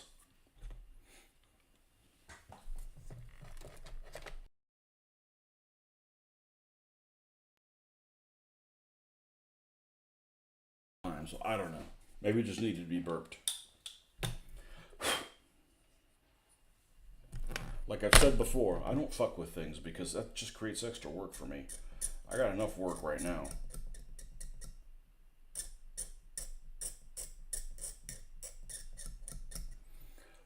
Anyways, you didn't hear me, Skylab, but I said, hey, Skylab, good morning, and I wouldn't build one of these models. I would recommend this. That's going to be my sign and everything. This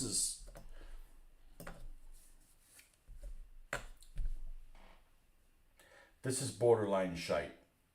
I hate to say it, but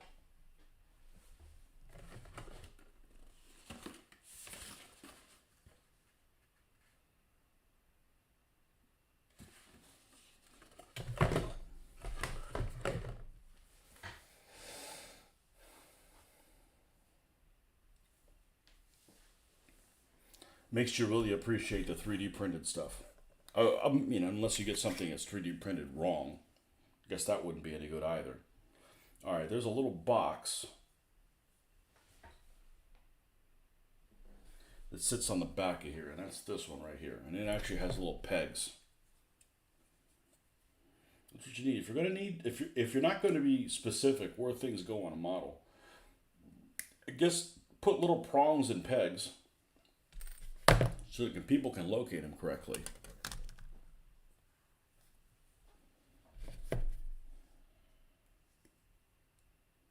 Well, never had a problem with any of their stuff, and now I'm running into issues with it. I never had a problem with the Shermans that I built. I never had a problem with the Czech 38s or the Martyrs. Those went together beautifully. But these Honeys had issues. The instructions were wrong. This has this one piece that's just, I don't know where the fuck they go.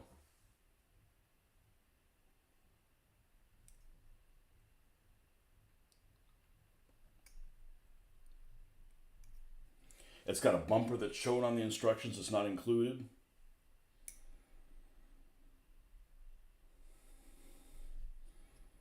Weird. Did they go through new ownership or something like that?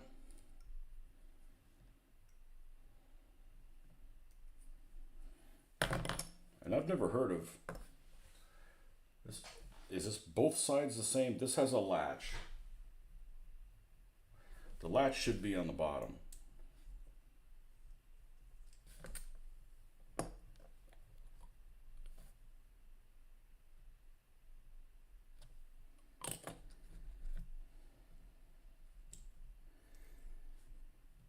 I mean, I know there's errors and stuff on it. I mean, they're Panzer IV. I don't have any of their Panzer IVs, but you could build several versions up, including the H one. And the H does not have the little ports here on the side, the vision ports, and it is included in them. But that's just a matter of just taking that off.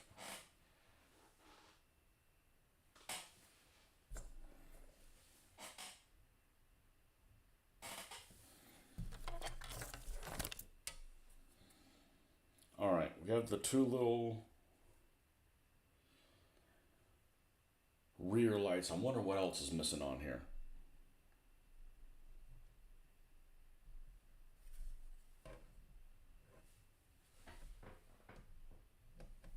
Okay, that's one of them.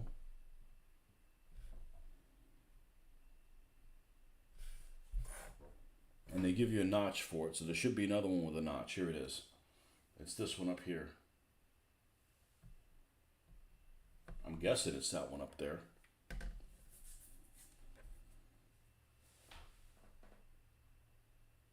See, here's the piece that goes on the other side, but it's not even shown on here.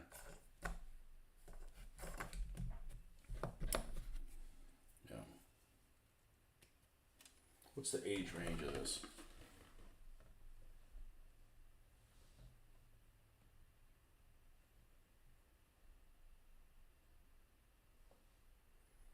Doesn't say.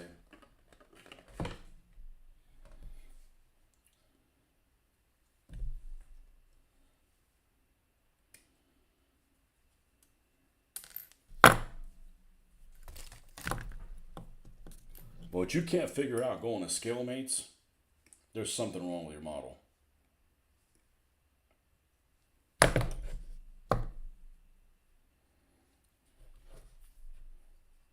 I was going to buy 4 boxes of the honeys. Only got one instead. I don't know if I want to get another one.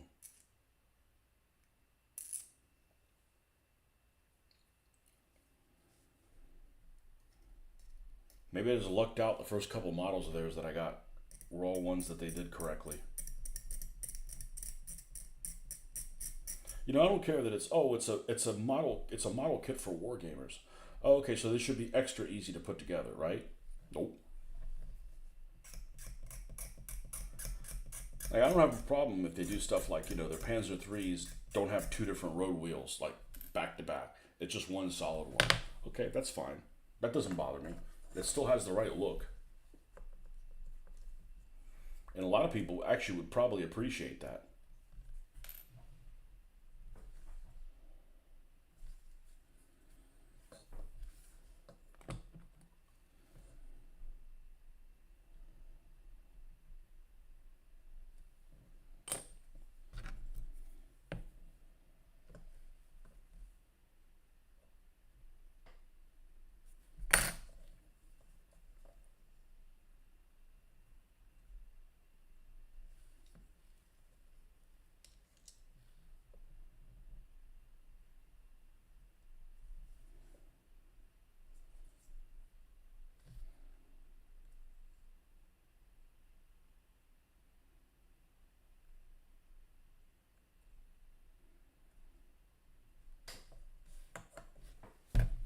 Okay, that's the dark side of the moon. They don't show you what's going on over there.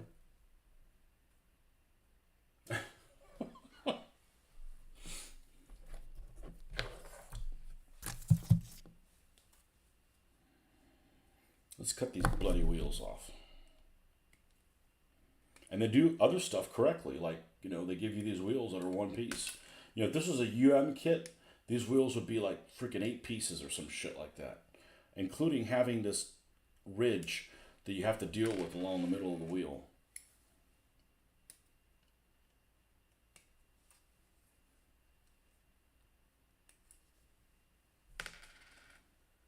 Hopefully these will go on without glue.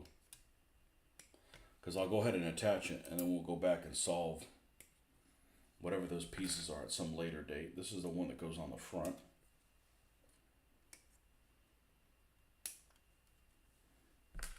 What the hell does this go to?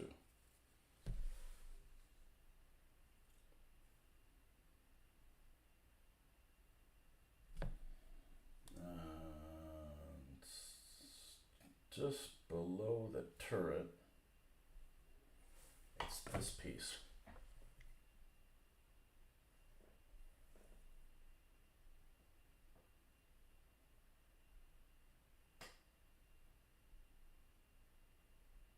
That another piece is not freaking shown.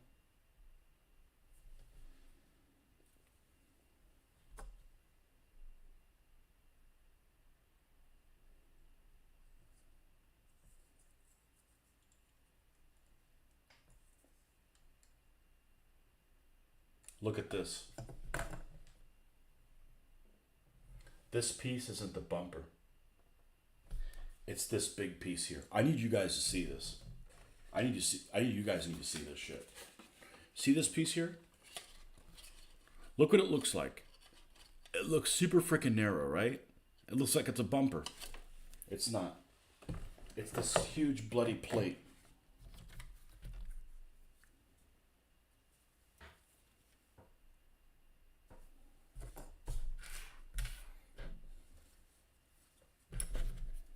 Now, I bet we'll be able to tell where those pieces go.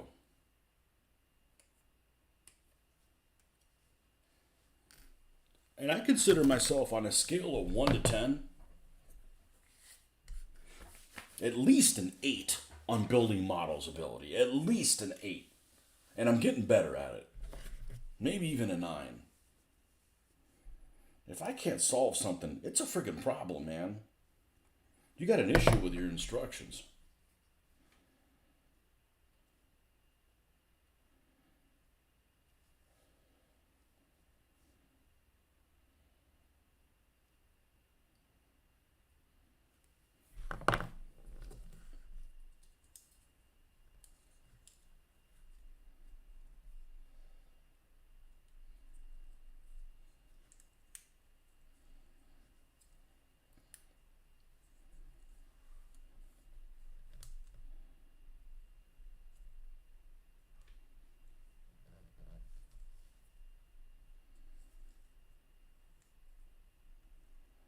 It doesn't fit great on the front, but at least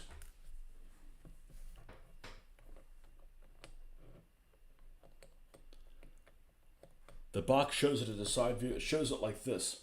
Hey, put this piece on. Like, dude, like, and none of the pieces are labeled.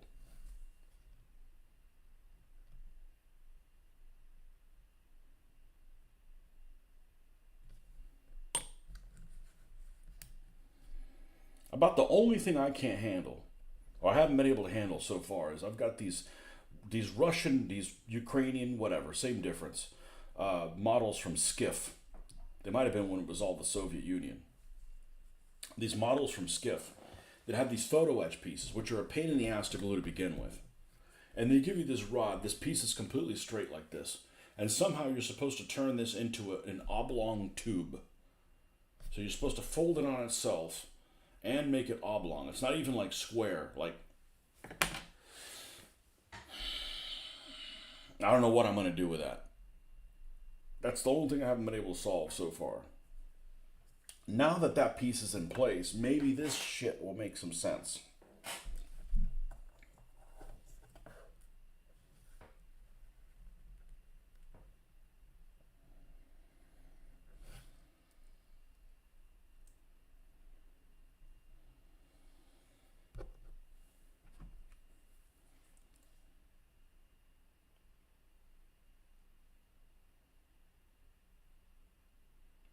Well, it would make that fits okay like that. Not. I've had about enough of you motherfuckers. I'm not cutting another one down. Here it is. And I'm not particularly clumsy either. All right, now let's see. Does this fit in there okay? It does not, so it's the other one.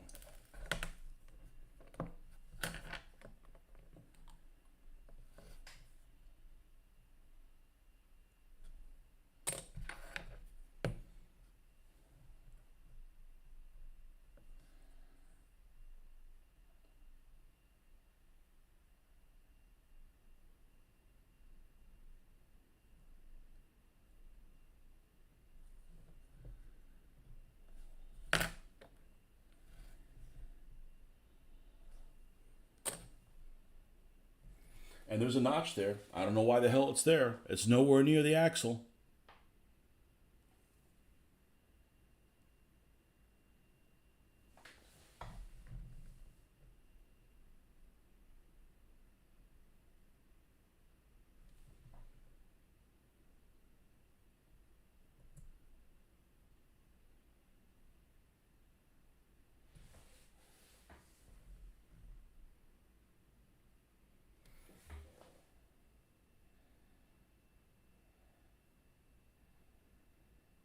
Yep.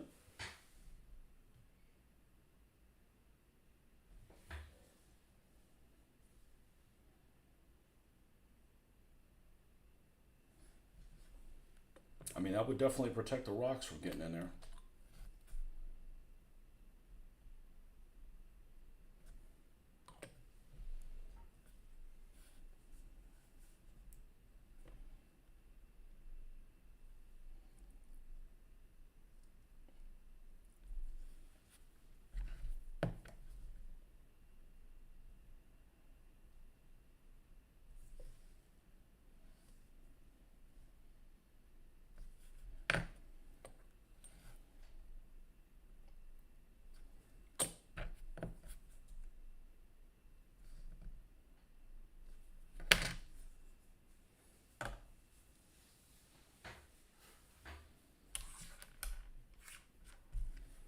All right, this is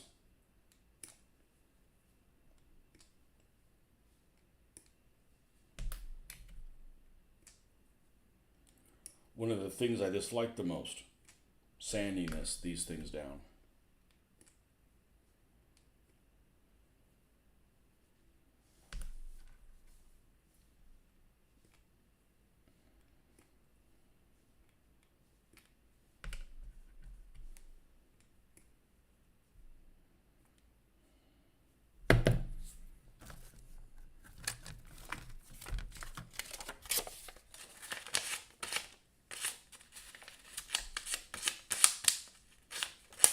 Luckily, their stuff sands pretty easily.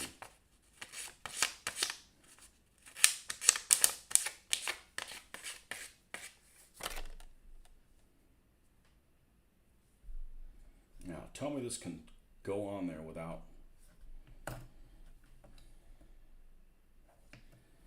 Okay, good.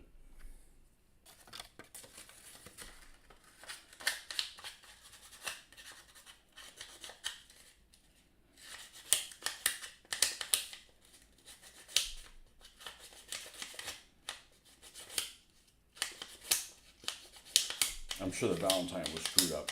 I was surprised to find out that the version of the Valentine Type 9, has a 6-pounder in it, but no coaxial machine gun.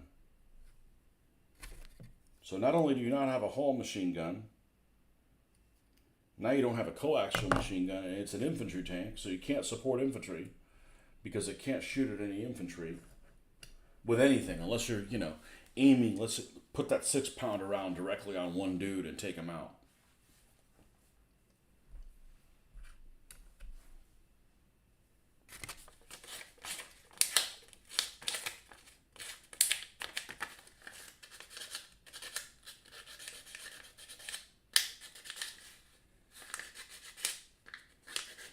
Major design flaws in a lot of.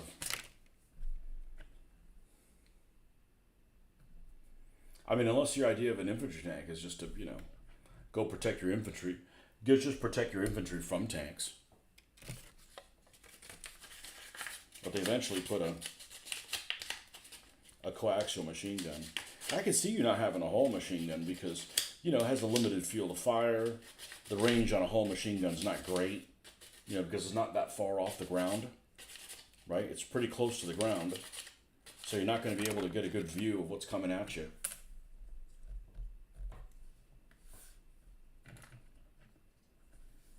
All right, I'm not going to. I was going to leave them unattached if the fit on them was good. Since it's not, like they're just too loose, we're going to go ahead and attach them.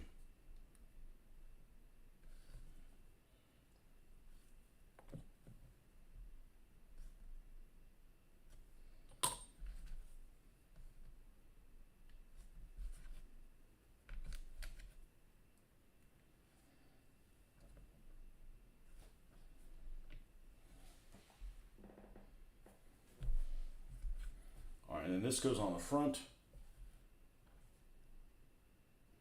without any kind of lining up things.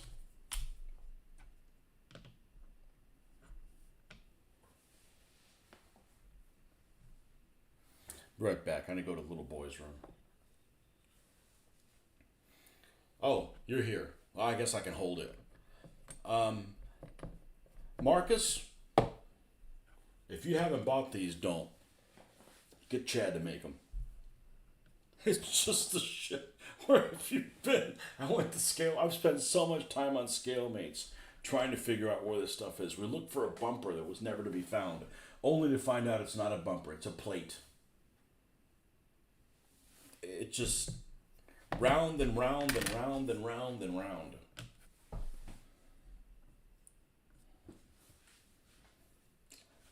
Be right back.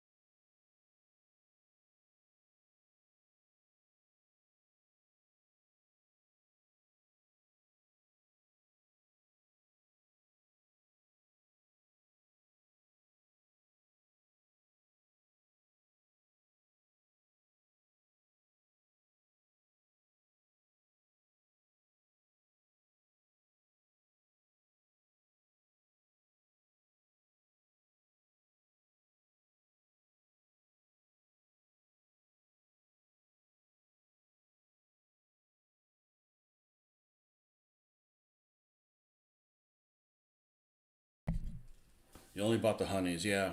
I don't know if I'll buy more. They're that. I hate saying that, but I guess I was lucky that the Plastic Soldier Company stuff that I did before, I was really happy with. The rest of this stuff has just been lackluster. This stuff here that you make the molds out of, I read that you want to make a mold for this and then put them in there because they're squishy. So I was at the $1.25 store yesterday, and they make these Lego knockoff things. This is $1.25 instead of paying $40 for it in Lego. Now the QC on this thing is all the hell off, but actually this might actually make a good like walls for a fort or something because they're not even. They're like interesting. Anyways, obviously not this tall, but make something smaller and then squish the thing and make a mold. Maybe only 2 levels high. But Legos are prohibitively expensive.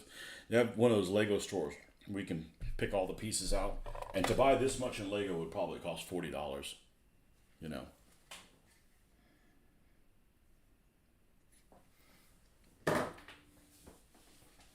Okay.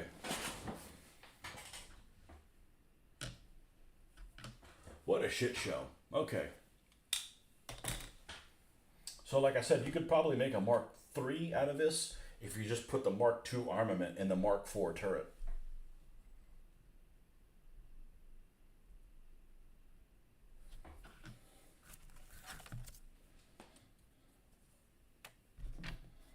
All right, I'm going to eliminate this extra piece of sprue because there's nothing left in this zone.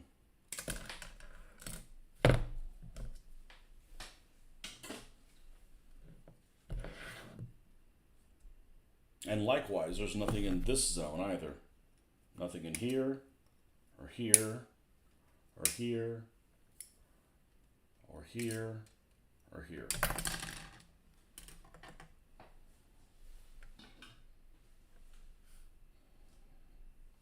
Now, there's 2 things that are supposed to go back here, which really should be where the license and stuff is. License and registration.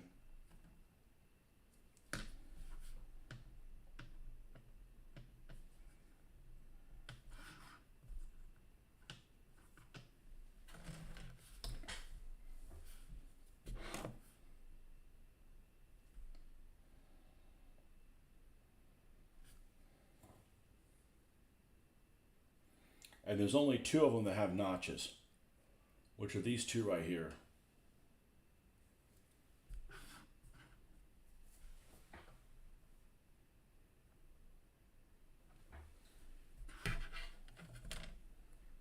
I think they're identical.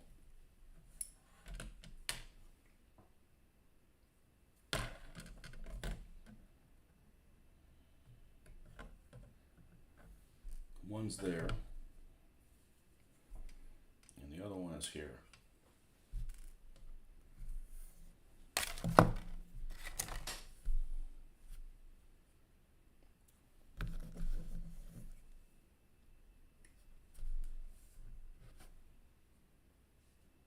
And these things aren't cheap. They keep going up and up and up and up in price.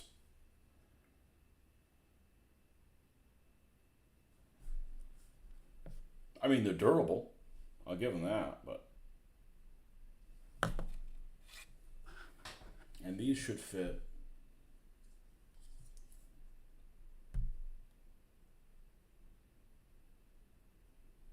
Like so. I'm going to build one like this, and then I might make the other one a little different. Like maybe remove these things altogether.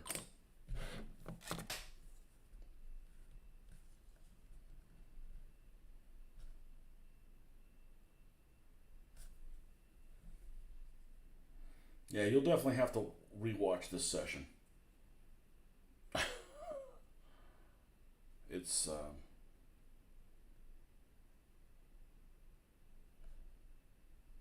pretty disappointing.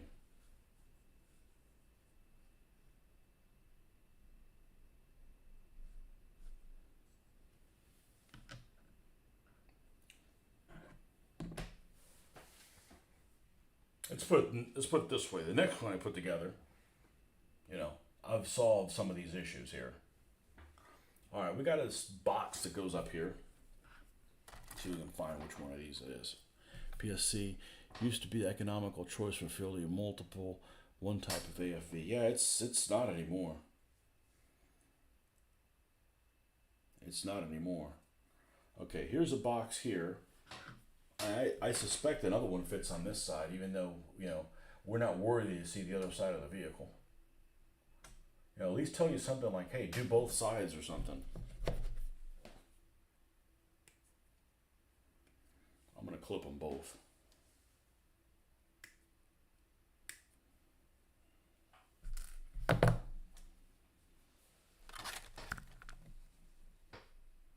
Ah, you're watching Tick's new thing. How is it? Did you finish watching it?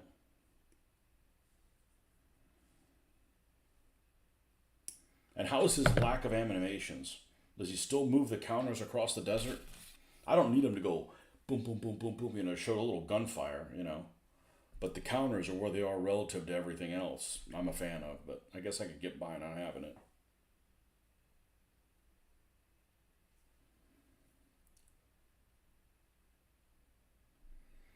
He's another one of those people that got into an issue with having Patreons.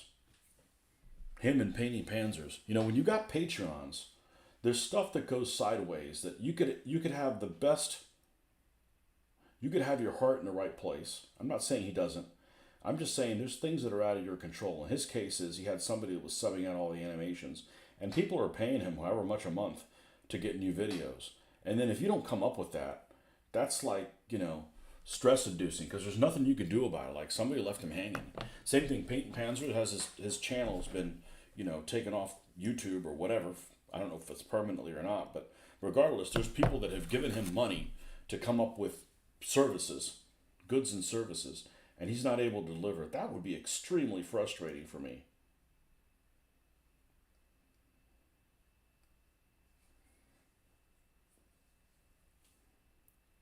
I just have no interest in mixing the two things. Now, if you're going to pay me my salary that I'm making not now, and I'm going to do videos, well, that's a different story, okay?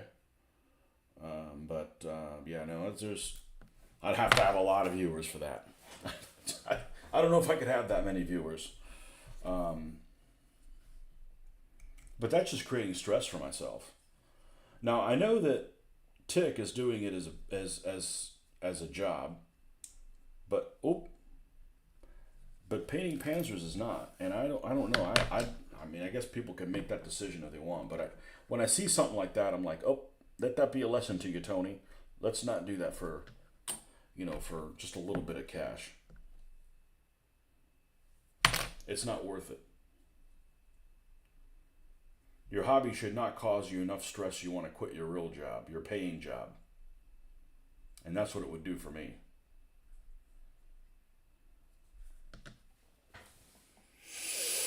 His maps are still great. I mostly listen and will go back and watch. I thought it was really well done. Well, I like all of his stuff. But is that really the case?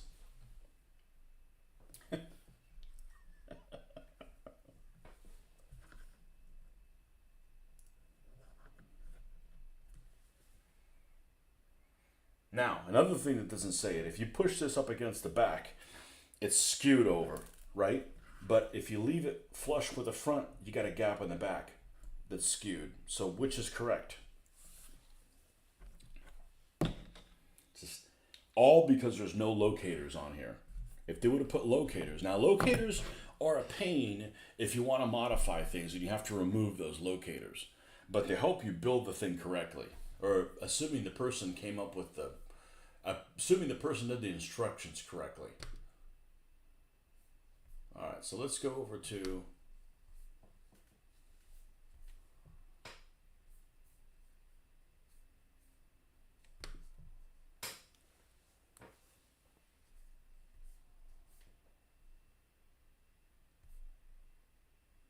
here's a GHQ version. Let's not click on that.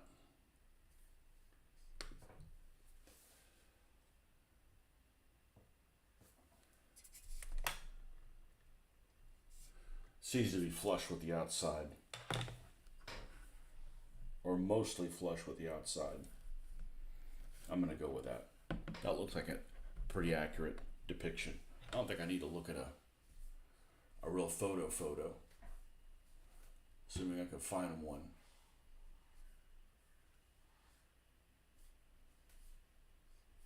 I need to see if somebody's done one of these build reviews on this before, come up with mention any of the things that I've encountered. Here's one on Britt Myler. It's inset a little bit, which I like. I like insetting that a little bit. That's what we're gonna go. It looks the most correct that way.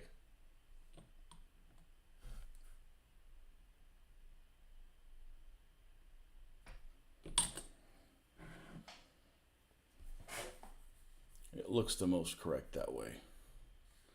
Let's go here and let's go display capture off. Okay.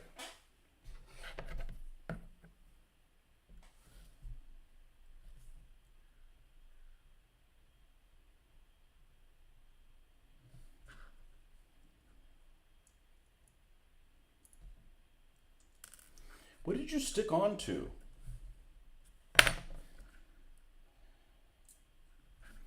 I'm gonna have to drink tonight. Fuck this. I picked the right night for it.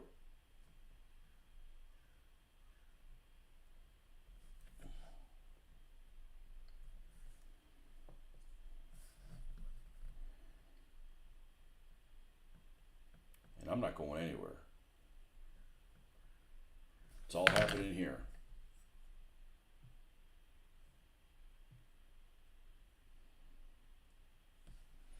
Oh, your time's up. Have to get ready for work. Happy New Year's. Happy New Year's to you too. Sorry you have to work today.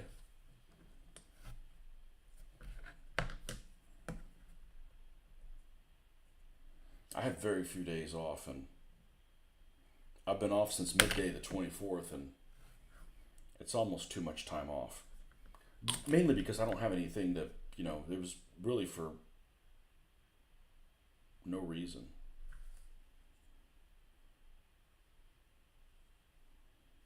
Even if I wanted to work, I couldn't work.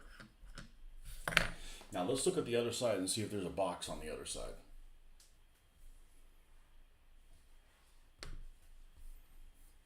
See if I can do this quickly and not bring you guys around for...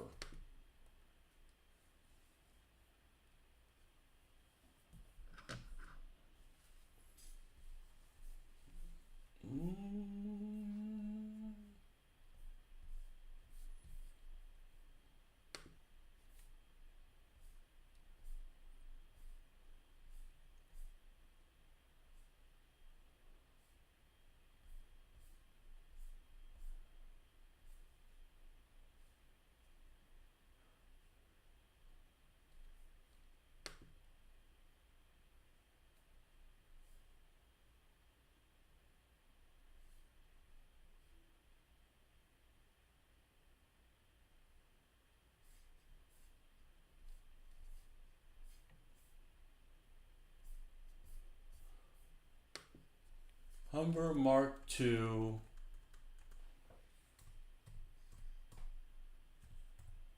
drawing. Okay.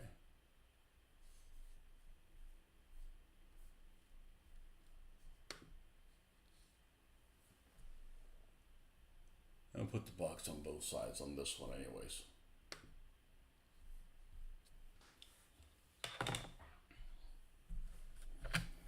At least on this one. Let's try doing something a little bit different. Maybe it's not as frustrating.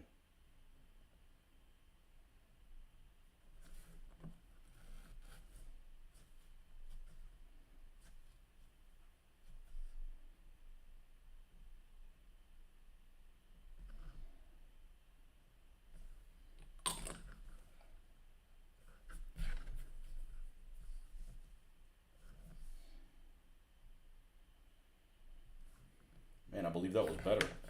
Just put it in place and then weld that cement along the bottom there. Okay.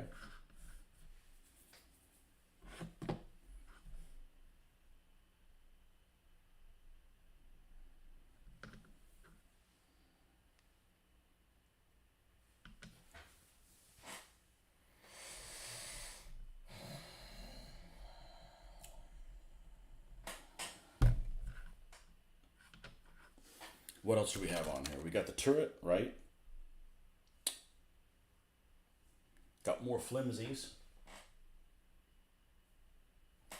I don't have to decide on that yet.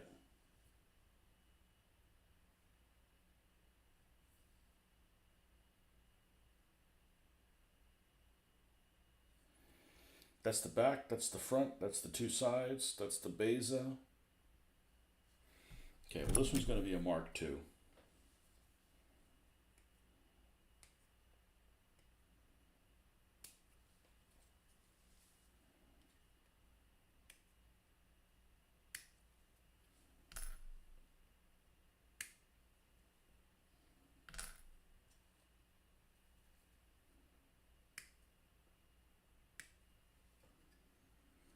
And this one's going to have a hatch closed.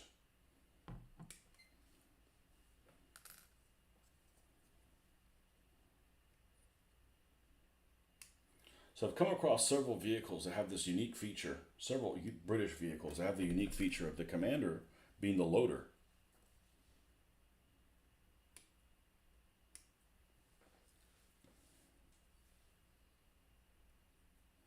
As opposed to the gunner.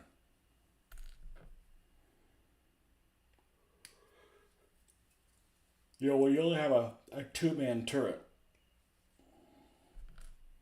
the commander takes the responsibility of the gunner, not the, of the loader, not the gunner, which is kind of unusual.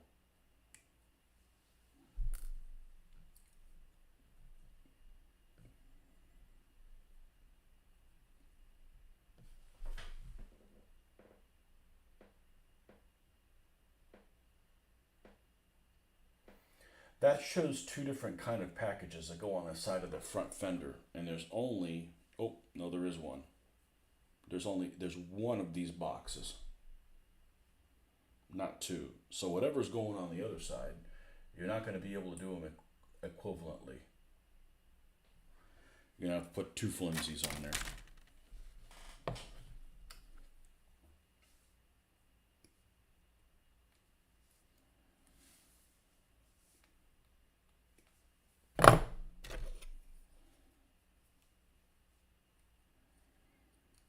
But I'm going to do the video when I do the unboxing of these kits. I'm going to build one of each and I'm going to do a review on them, and it's not going to be glowing so far, unfortunately. As people just need to know what they're getting themselves into. Jeffrey already alerted me to the fact that there was an issue with this. So I knew something was afoot.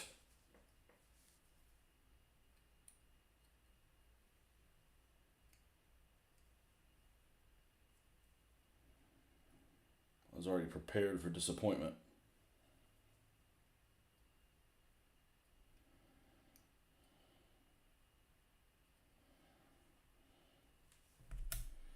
But all that would have been solved if they would have had a proper picture of that.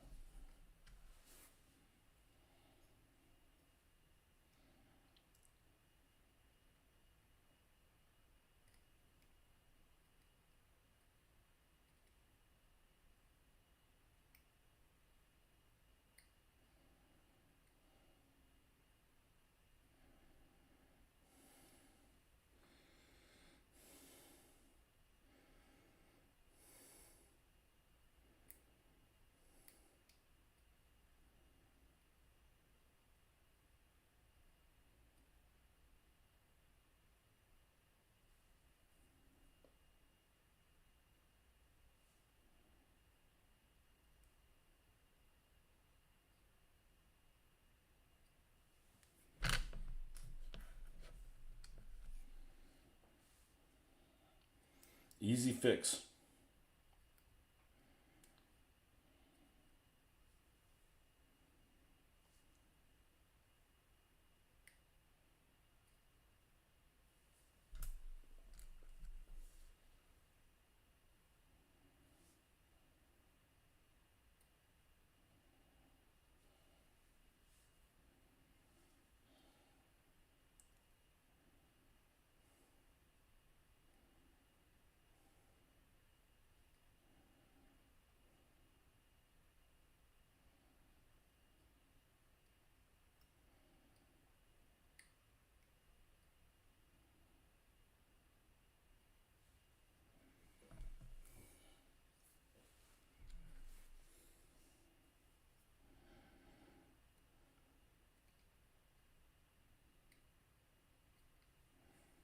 I wonder what's wrong with the Valentine.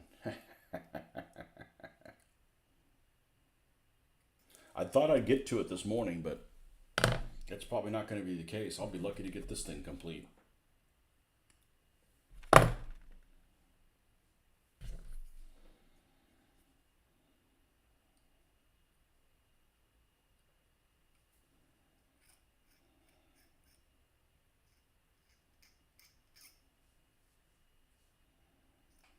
And the honey had a ton of flash.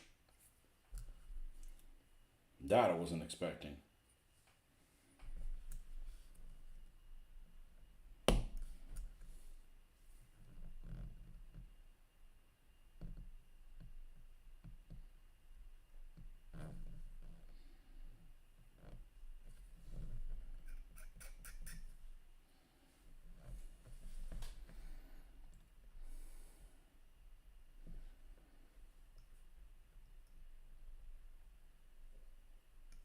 This cannon's a bit on the large side, but I don't think I have to worry about it breaking. The armored cars and Valentines are the newer kits too, correct? Maybe too rushed.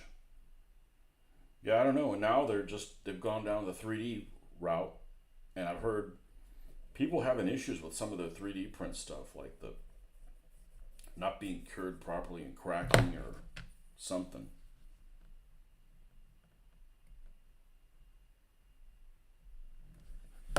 That's a shame.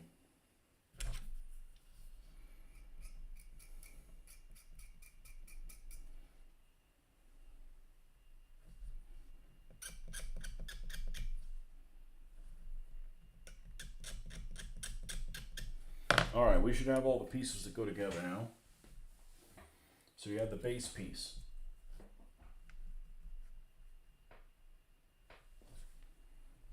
This has the notch that goes forward.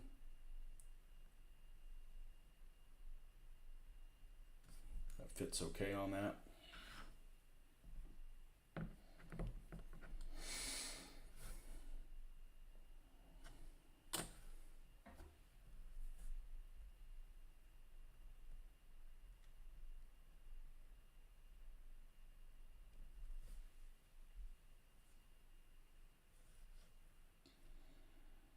I love the way these turrets look. They're really cool looking.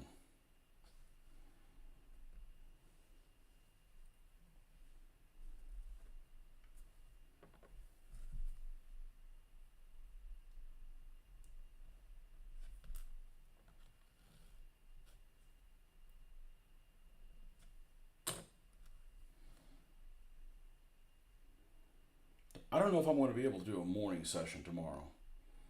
I'm going to have the house invaded by people.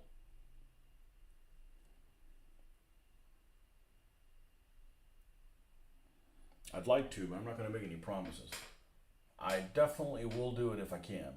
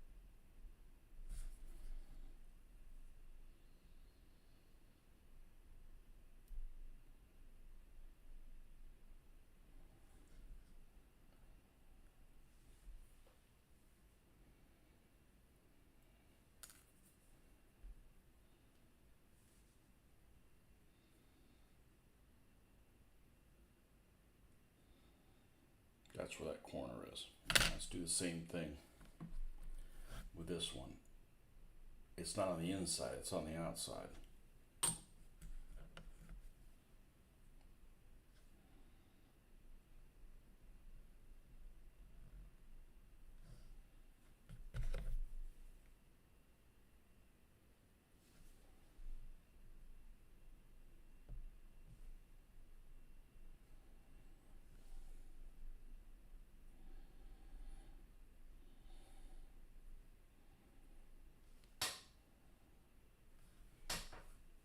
Okay.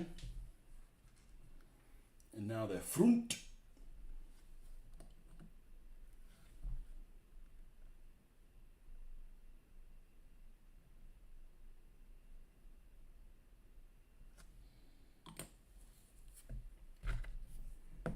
I might make one of these as a Mark III before I make one as a Mark IV.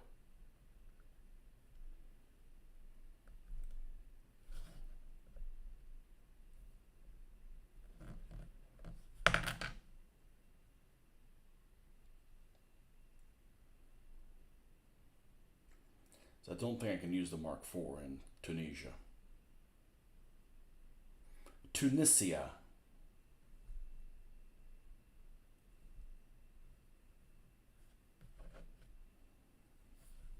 And then the roof.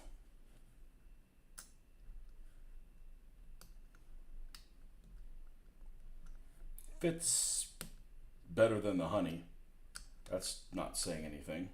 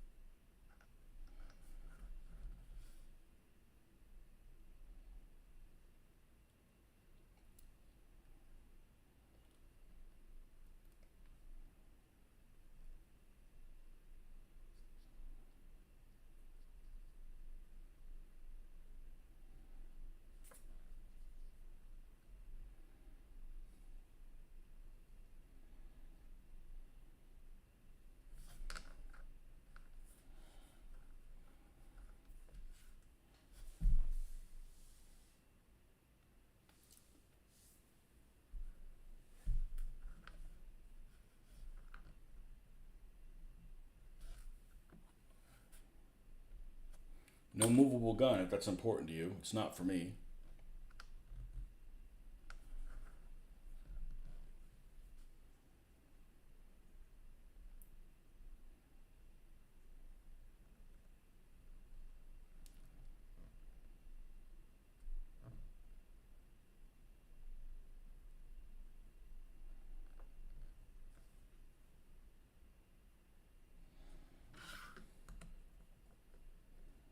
Boy, it just barely sits in there, doesn't it?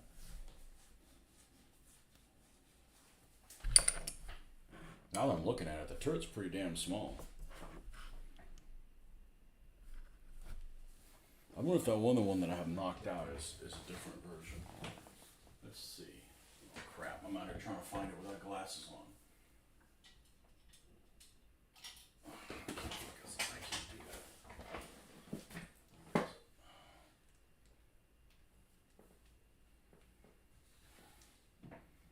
Wow, it looks a lot bigger.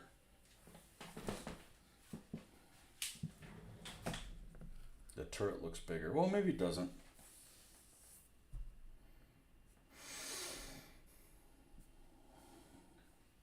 The turret overhangs the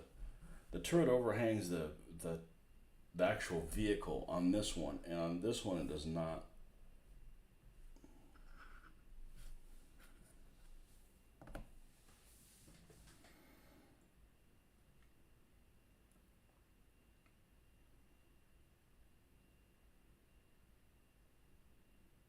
Yeah, he has all kinds of shit wrong on here. Like you've got. I don't know. Maybe it's not. I don't know. There's just stuff glued in the wrong place. I don't know how much those Matchbox things go for. But if you can even get them. Only have a Humber and old Hasegawa kit. Probably will need a repaint at some point, but good enough for now. Yeah, they make them too, right? And they make a Daimler, or however you say it. And we said this was going to have a closed hatch.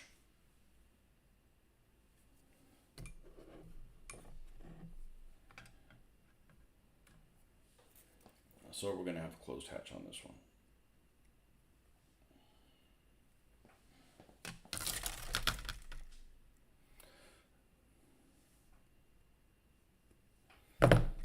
And we've got some other flimsies and stuff that we can put on the front here. I'm not going to commit to that just yet. Which ones that we're going to do.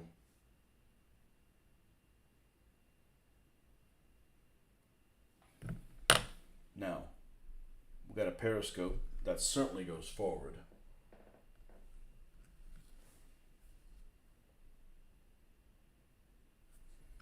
Nice detail on the inside, kind of wasted.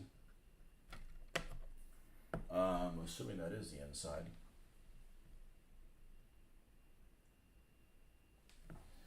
Let's see, you'd be able to tell on the open hatch.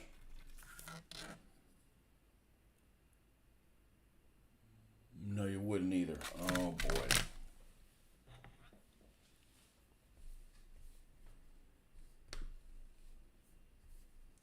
Why is everything so bloody difficult? Well, the problem is they lost confidence in them.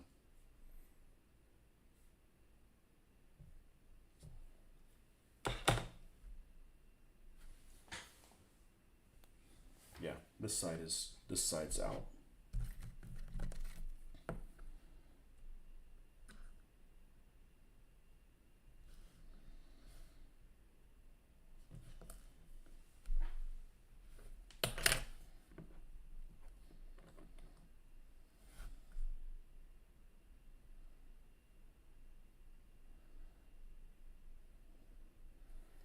Which is why, being a liar is a terrible, terrible quality. Quality. What's your quality? I'm a liar. Oh, really? Okay, yeah. That's always what I've looked in. I've always looked for a person that's been a liar. Okay, so this is the.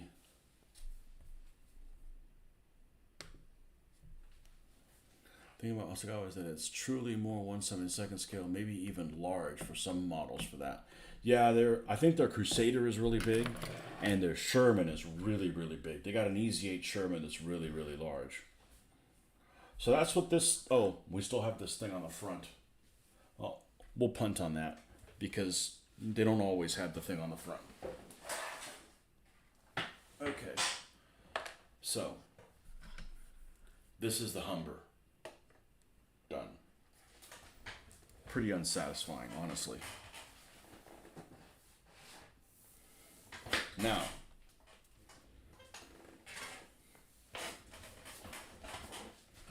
off you go then.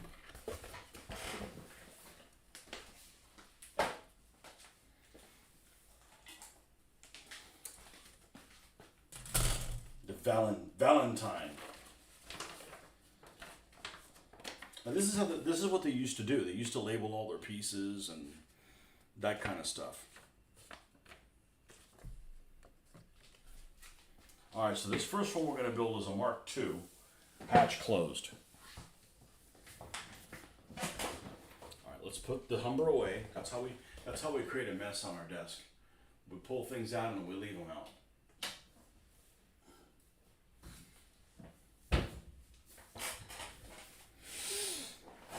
Let's see what's wrong with this kid.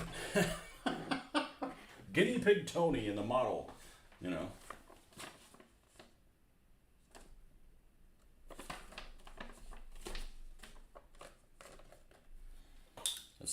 Let's see if this is correct for starters.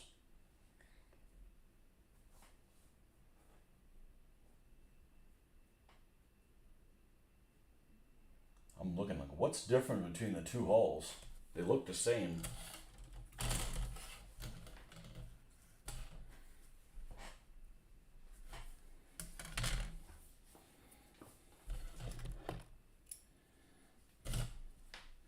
And by the way, the little experiment that you were talking about with the making the bottom of the hole for the Stewart, you won't have a main armament. You won't have a main armament on that.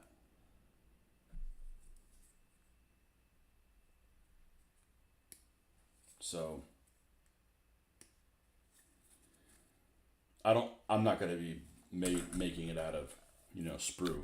Now I could take something like this and make one that's like buried in the sand or something like that. But so what's the difference between these two hulls?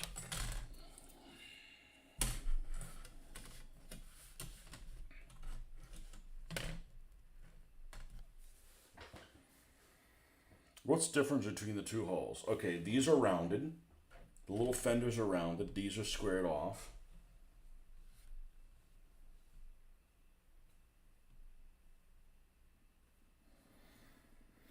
This little bolt-on thing is the same. The exhaust is the same. The vision ports are the same.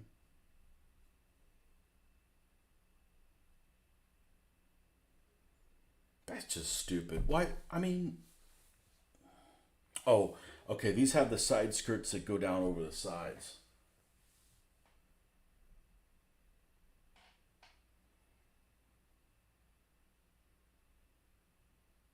It's telling me to use that for the Valentine Mark III. But is that really the case?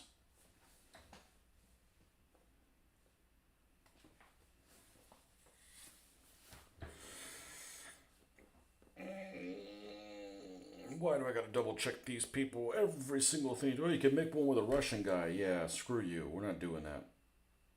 And what's this guy equipped with?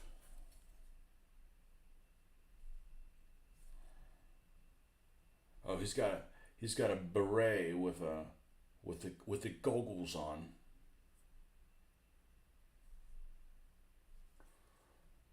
Ooh, this gun's about to break. It's got some little white striations there, like it's gonna. It's actually broken. Okay, well, we won't use that one. It looks like there's 3 cannons.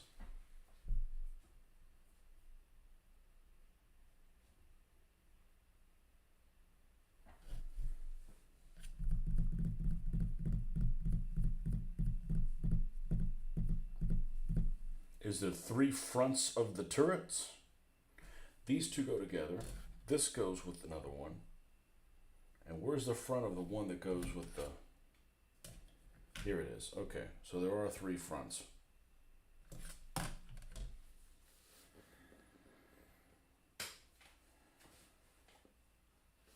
What's this piece? Oh, a hatch that opens 3 ways. It's a 3-way hatch. That's odd. Okay. Alright, so it's got the sand shields down. That's really the only difference. Alright, let's grab Mr. Phone. Because we're going to build one in Operation Crusader.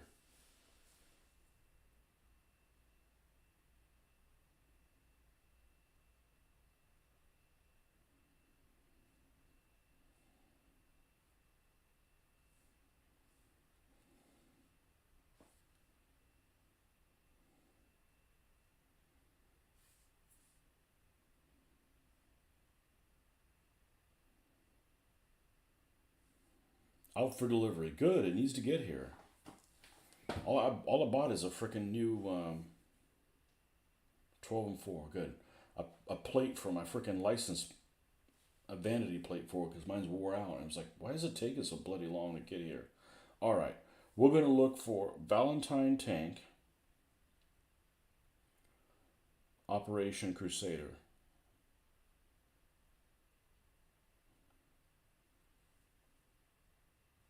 Images.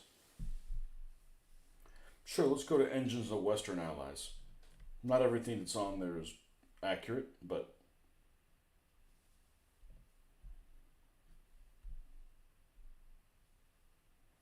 This has the Crusader markings on it. Harry II, A Squadron, 8th RTR, 1st Army Tank Brigade. Yeah, they're both going to be, 2 of the 3 tanks for sure are going to be for Operation Crusader, and they're both going to be for the 8th RTR. There's no doubt about that.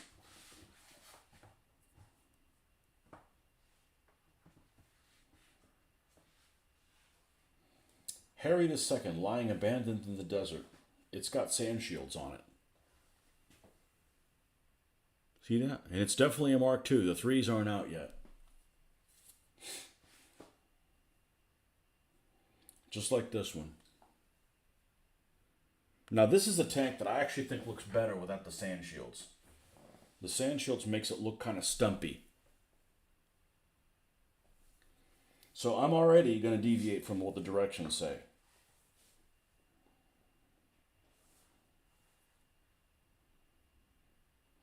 Hal II, with a box of flimsies attached on the left fender. Again, it's got the Crusader shields. It's got the sand shields. Here it says not to use that one. Right? Because it's the piece that's by itself is the one to use on the blue. And the piece that's by itself, with all the turrets, is not the one with the sand shields. I knew you fuckers couldn't be trusted.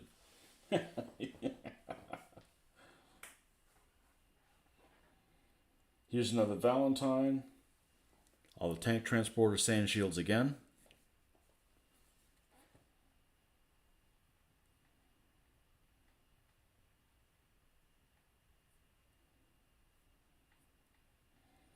This is a Valentine 4 named Culloden. The 40th RTR, 23rd Armored Brigade, 8th Armored Division, Ruisset Ridge.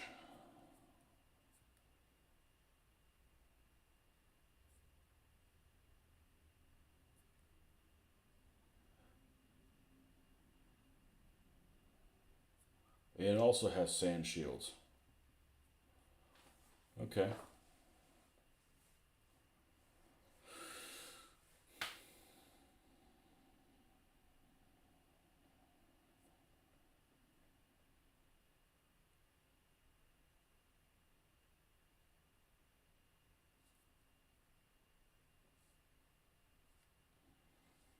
Valentine Mark II, AFV Club.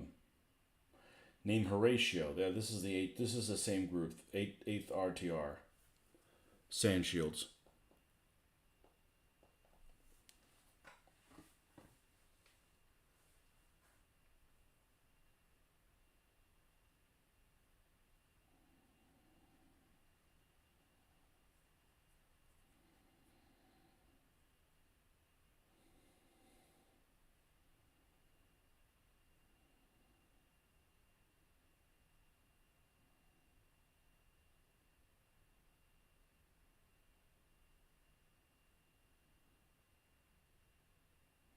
There's another one with a counter scheme with the wrong color blue. Sand shields. Mark II.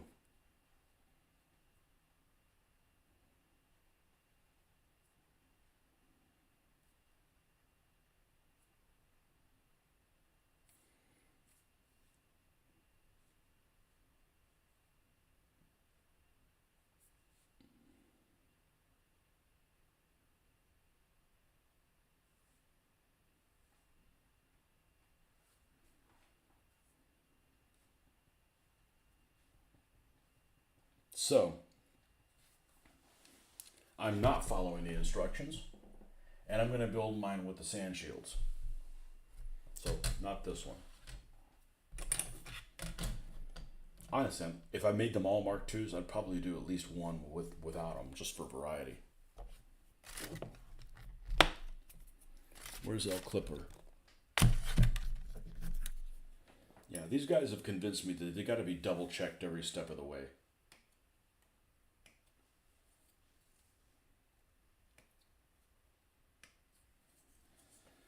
Your QC department's shite.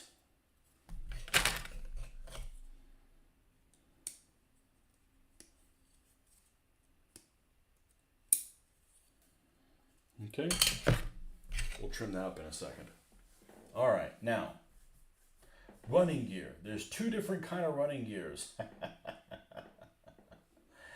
This one is supposedly for these two tanks, and this one is for this tank. Now, what's different about them? This is like a murder scene, and I'm trying to reconstruct what's going on here. Okay, these have these little spokes on here, and these are solid. So according to this, if the instructions are to be believed, the early one, the Mark II, is the one that should have these spokes, and the other one should have the solid ones. But is that really the case? Okay. Let's look at Valentine, Operation Crusader. Good, let's look at the wheels now.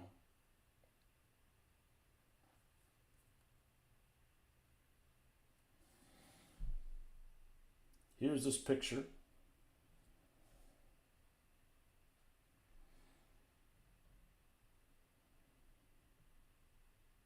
That the only difference?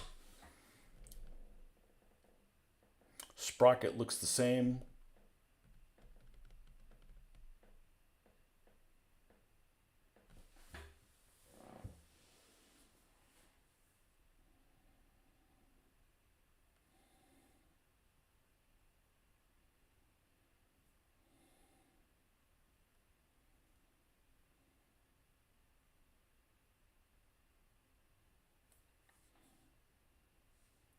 Valentine, Mark II.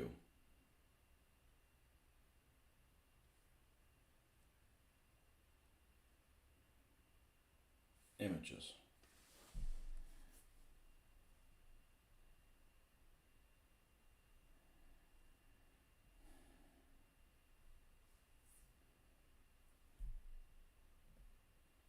It would be nice if there's some more.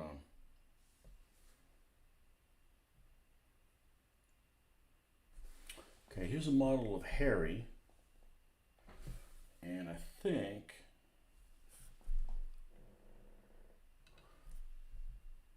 she's got a design on the wheels that's neither one of the two.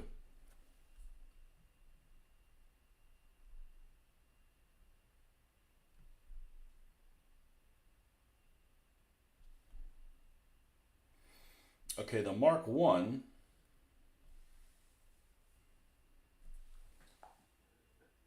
has those sprockets on here.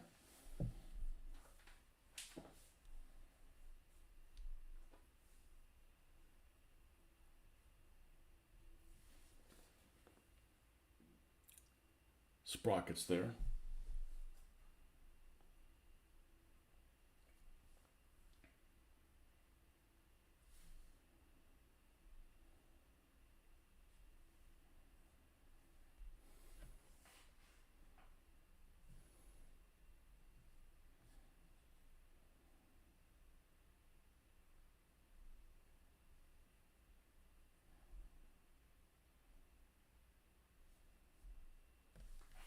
So I was saying earlier is the British modify little things all the time, constantly, just like the Germans did.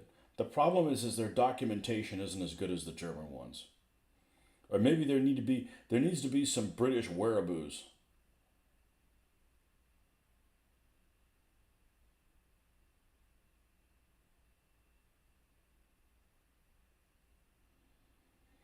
Okay. Valentine Mark II RTR. This seems to show the sprockets.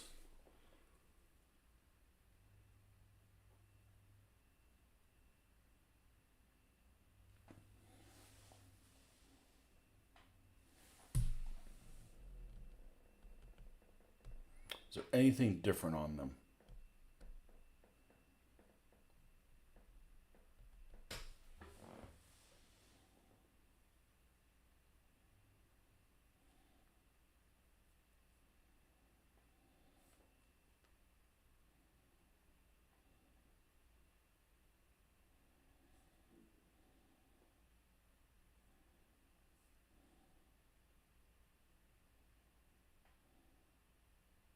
I'm going to put the sprockets on it, at least on this one. So this time I will side with the instructions.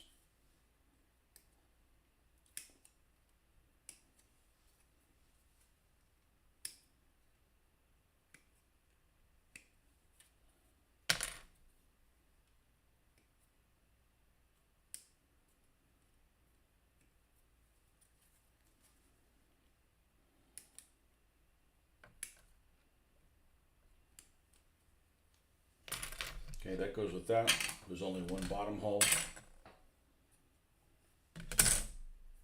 I think we have enough to assemble something now. Oh, there's some kind of front plate. Is there more than one front plate?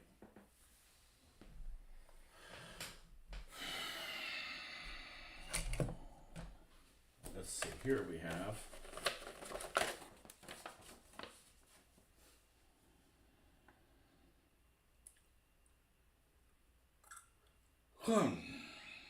1112. See, 1112. So that's a storage box, right? How about 9?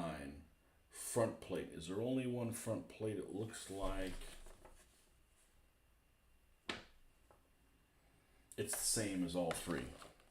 Okay, it's this one right here. Okay, gotta run. Hope to have some hobby time later today. Have a good one. All right, man. Take care. I will almost certainly not have hobby time later.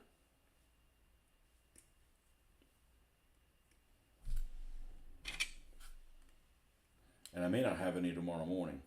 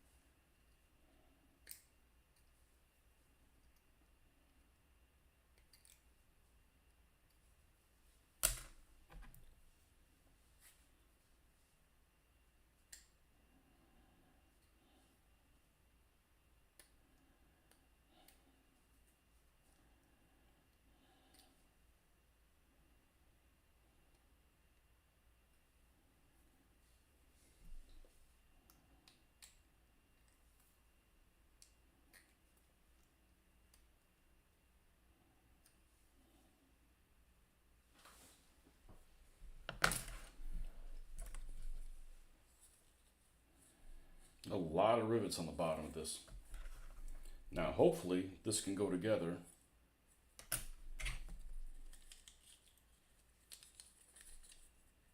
Without any issues.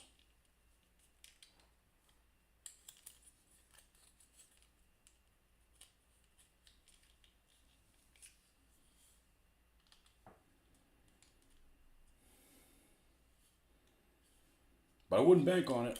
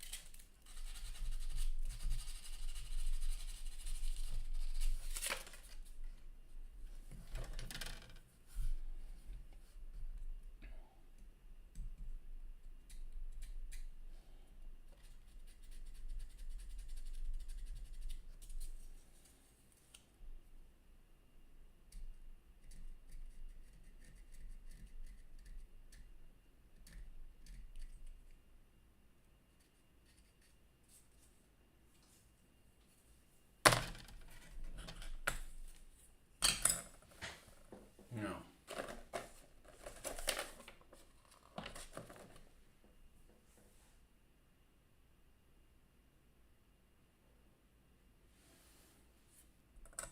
There's a part that sticks out farther.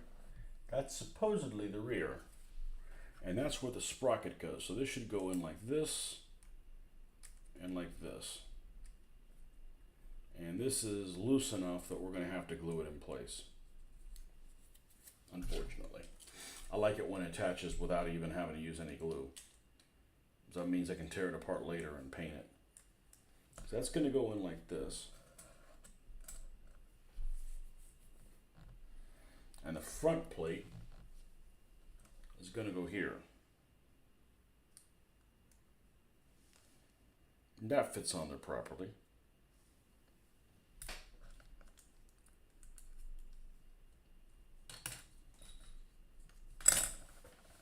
Why are we constantly dropping shit on the fucking ground?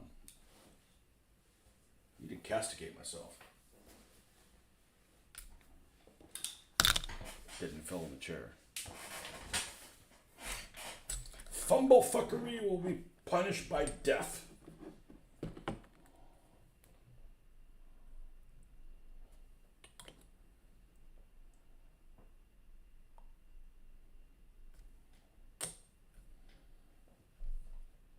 Gotta be careful we turn this fucker around.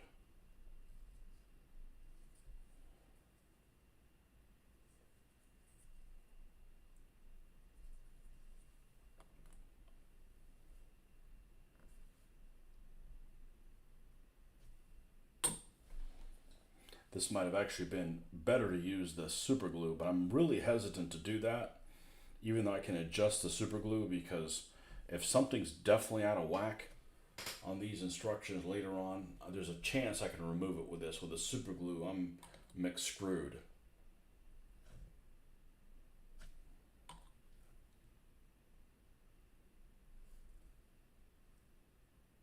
Mixed screwed, and that's not on the dollar menu. Is there even a dollar menu at McDonald's anymore?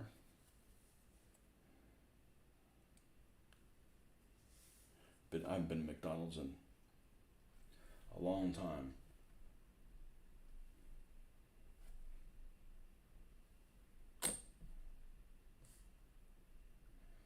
That's one of those places that got cost prohibitive due to COVIDry.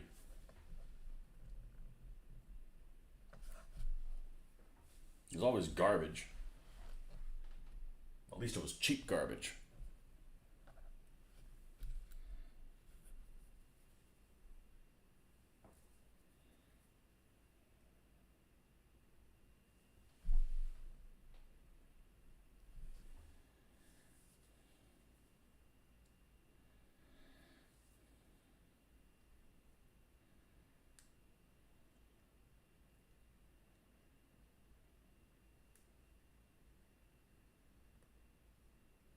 I thought this fit together well.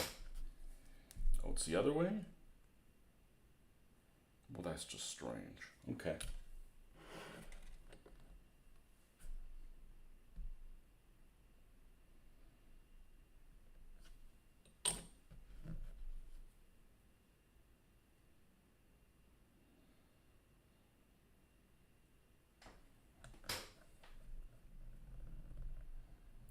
All right.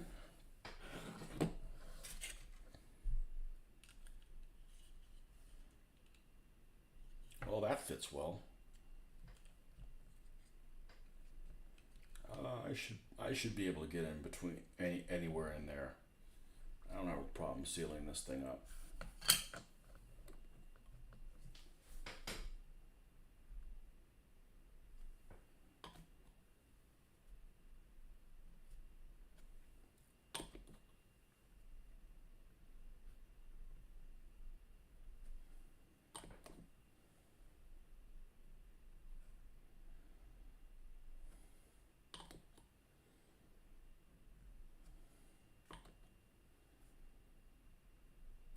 Somebody will say, oh, you could use acetone for this as well. You might, but acetone smells like acetone. So unless that's your thing, why would you use acetone?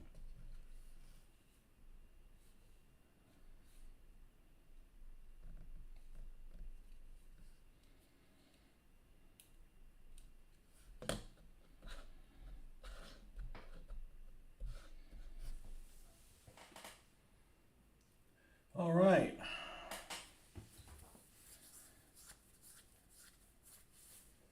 matter what it says, it seems like that piece on the back is the one that should go on there now. Is there only one?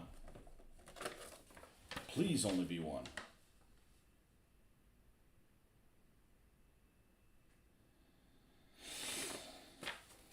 $12. Nope, where's the front plate? It must be 10. Back plate, there's only one. Okay.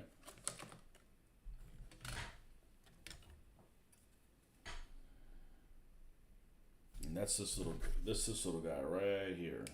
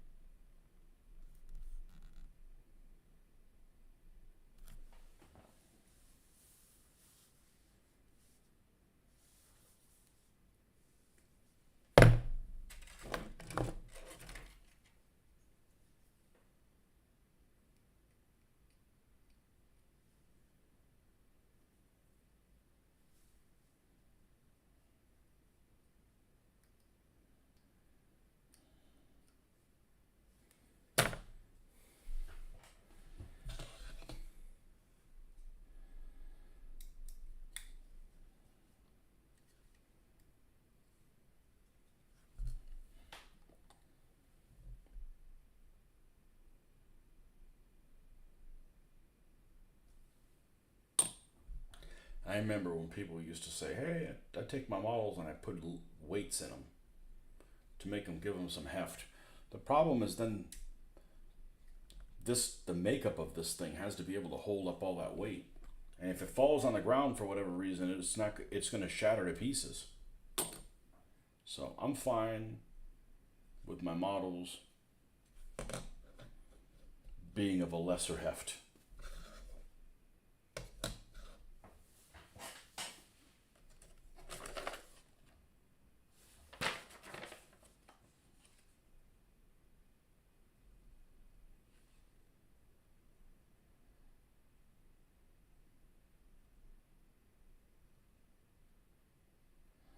Knife away rivets to assemble stowage. Interesting.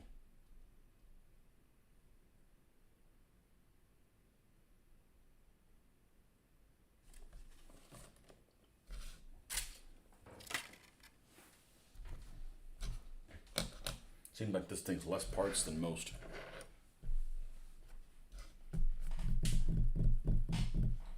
All right, the Mark II turret.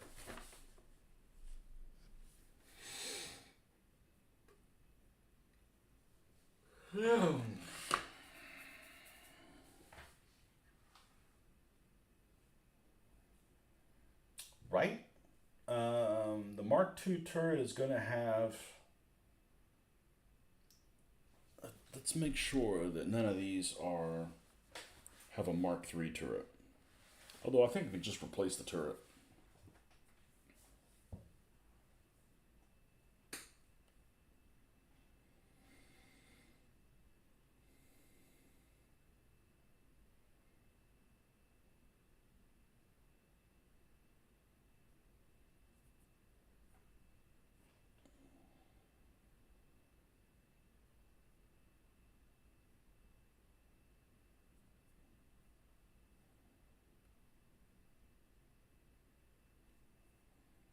Yeah, these are all Mark IIs.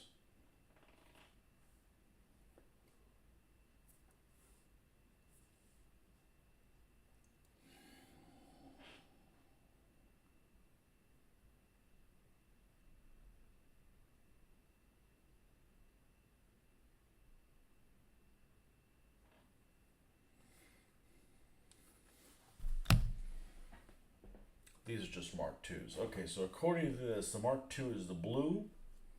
So it should be this section up here where the crew members are. This section up in this zone.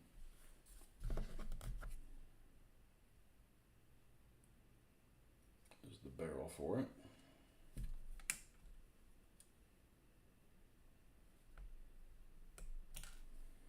Okay. And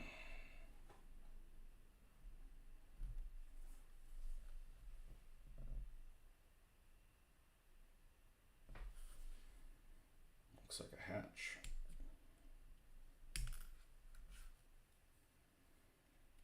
And the turret top.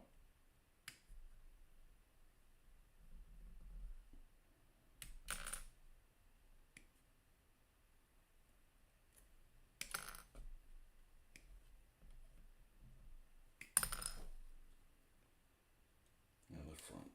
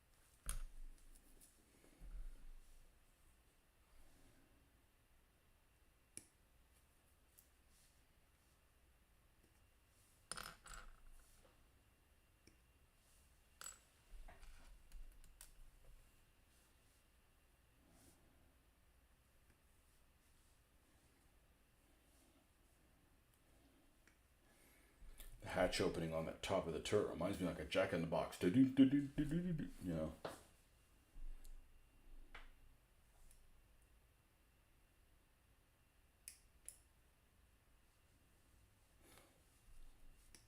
Pop goes the limey.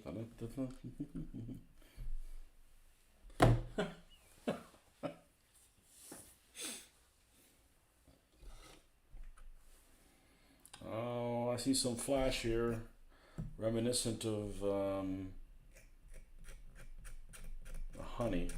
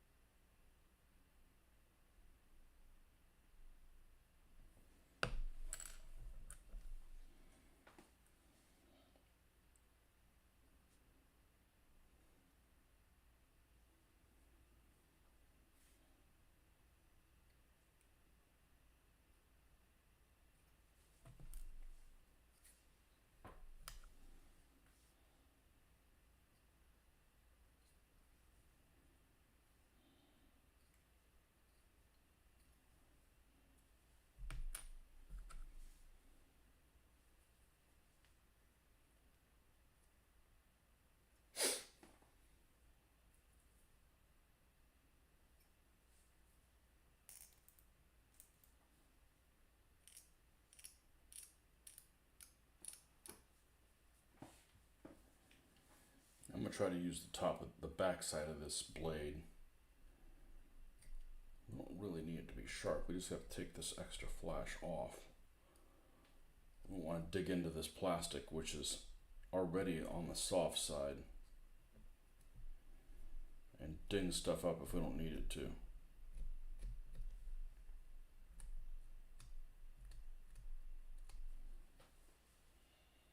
Can be a little bit more rough with it anyways.